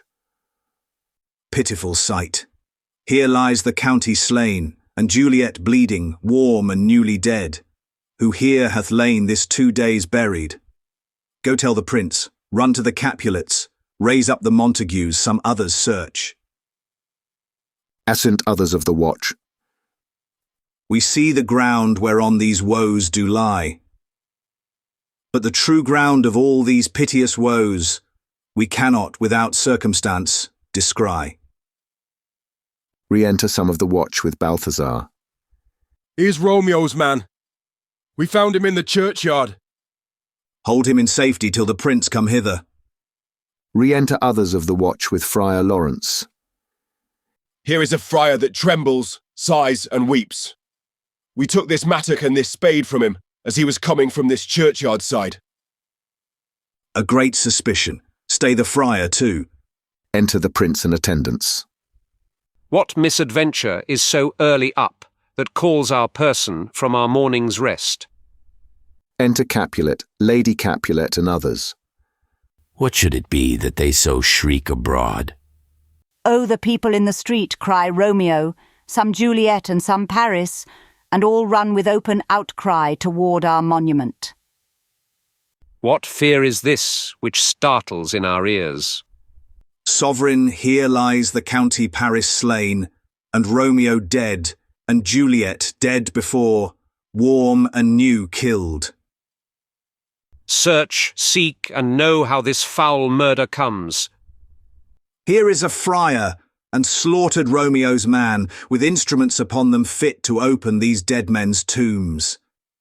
O heaven, O wife, look how our daughter bleeds. This dagger hath misstain, for lo, his house is empty on the back of Montague, and it missheathed in my daughter's bosom. Oh me, this sight of death is as a bell that warns my old age to a sepulchre. Enter Montague and others. Come, Montague, for thou art early up to see thy son and heir more early down. Alas, my liege, my wife is dead tonight. Grief of my son's exile hath stopped her breath. What further woe conspires against mine age? Look, and thou shalt see. O thou untaught, what manners is in this, to press before thy father to a grave? Seal up the mouth of outrage for a while, till we can clear these ambiguities and know their spring, their head, their true descent, and then will I be general of your woes, and lead you even to death. Meantime forbear, and let mischance be slave to patience, bring forth the parties of suspicion. I am the greatest able to do least, yet most suspected, as the time and place doth make against me, of this direful murder. And here I stand, both to impeach and purge, myself condemned and myself excused. Then say at once what thou dost know in this. I will be brief, for my short date of breath is not so long as is a tedious tale. Romeo there dead was husband to that Juliet, and she there dead, that Romeo's faithful wife. I married them, and their stolen marriage day was Tybalt's doomsday, whose untimely death banished the new-made bridegroom from this city. For whom, and not for Tybalt, Juliet pined. You to remove that siege of grief from her, betrothed, and would have married her perforce to county Paris. Then comes she to me, and with wild looks bid me devise some means to rid her from this second marriage, or in my cell there would she kill herself. Then gave I her, so tutored by my art, a sleeping potion, which so took effect as I intended, for it wrought on her the form of death. Meantime I writ to Romeo, that he should hither come as this dire night, to help to take her from her borrowed grave, being the time the potion's force should cease. But he which bore my letter, Friar John, was stayed by accident, and yesternight returned my letter back. Then, all alone at the prefixed hour of her waking, came I to take her from her kindred's vault, meaning to keep her closely at my cell, till I conveniently could send to Romeo. But when I came some minute ere the time of her awaking, here untimely lay the noble Paris, and true Romeo dead. She wakes, and I entreated her come forth, and bear this work of heaven with patience. But then a noise did scare me from the tomb, and she, too desperate, would not go with me, but as it seems did violence on herself. All this I know, and to the marriage her nurse is privy. And if aught in this miscarried by my fault, let my old life be sacrificed some hour before his time unto the rigour of severest law. We still have known thee for a holy man. Where's Romeo's man? What can he say to this? I brought my master news of Juliet's death, and then in post he came from Mantua, to this same place, to this same monument. This letter he early bid me give his father, and threatened me with death, going in the vault, if I departed not and left him there. Give me the letter, I will look on it. Where is the county's page that raised the watch? Sirrah, what made your master in this place? He came with flowers to strew his lady's grave, and bid me stand aloof, and so I did. Anon comes one with light to ope the tomb, and by my master drew on him, and then I ran away to call the watch. This letter doth make good the friar's words, their course of love, the tidings of her death. And here he writes that he did buy a poison of a poor apothecary, and therewithal came to this vault to die, and lie with Juliet. Where be these enemies? Capulet, Montague, see what a scourge is laid upon your hate, that heaven finds means to kill your joys with love, and I, for winking at your discords too, have lost a brace of kinsmen. All are punished. O brother Montague, give me thy hand. This is my daughter's jointure, for no more can I demand. But I can give thee more, for I will raise her statue in pure gold, that whiles Verona by that name is known, there shall no figure at such rate be set as that of true and faithful Juliet. As rich shall Romeo's by his ladies lie, poor sacrifices of our enmity. A glooming peace this morning with it brings. The sun for sorrow will not show his head. Go hence to have more talk of these sad things. Some shall be pardoned, and some punished, for never was a story of more woe than this of Juliet and her Romeo. The end. Thank you for listening. If you like our recordings, consider liking this video and subscribing to our channel so you don't miss any more audiobooks.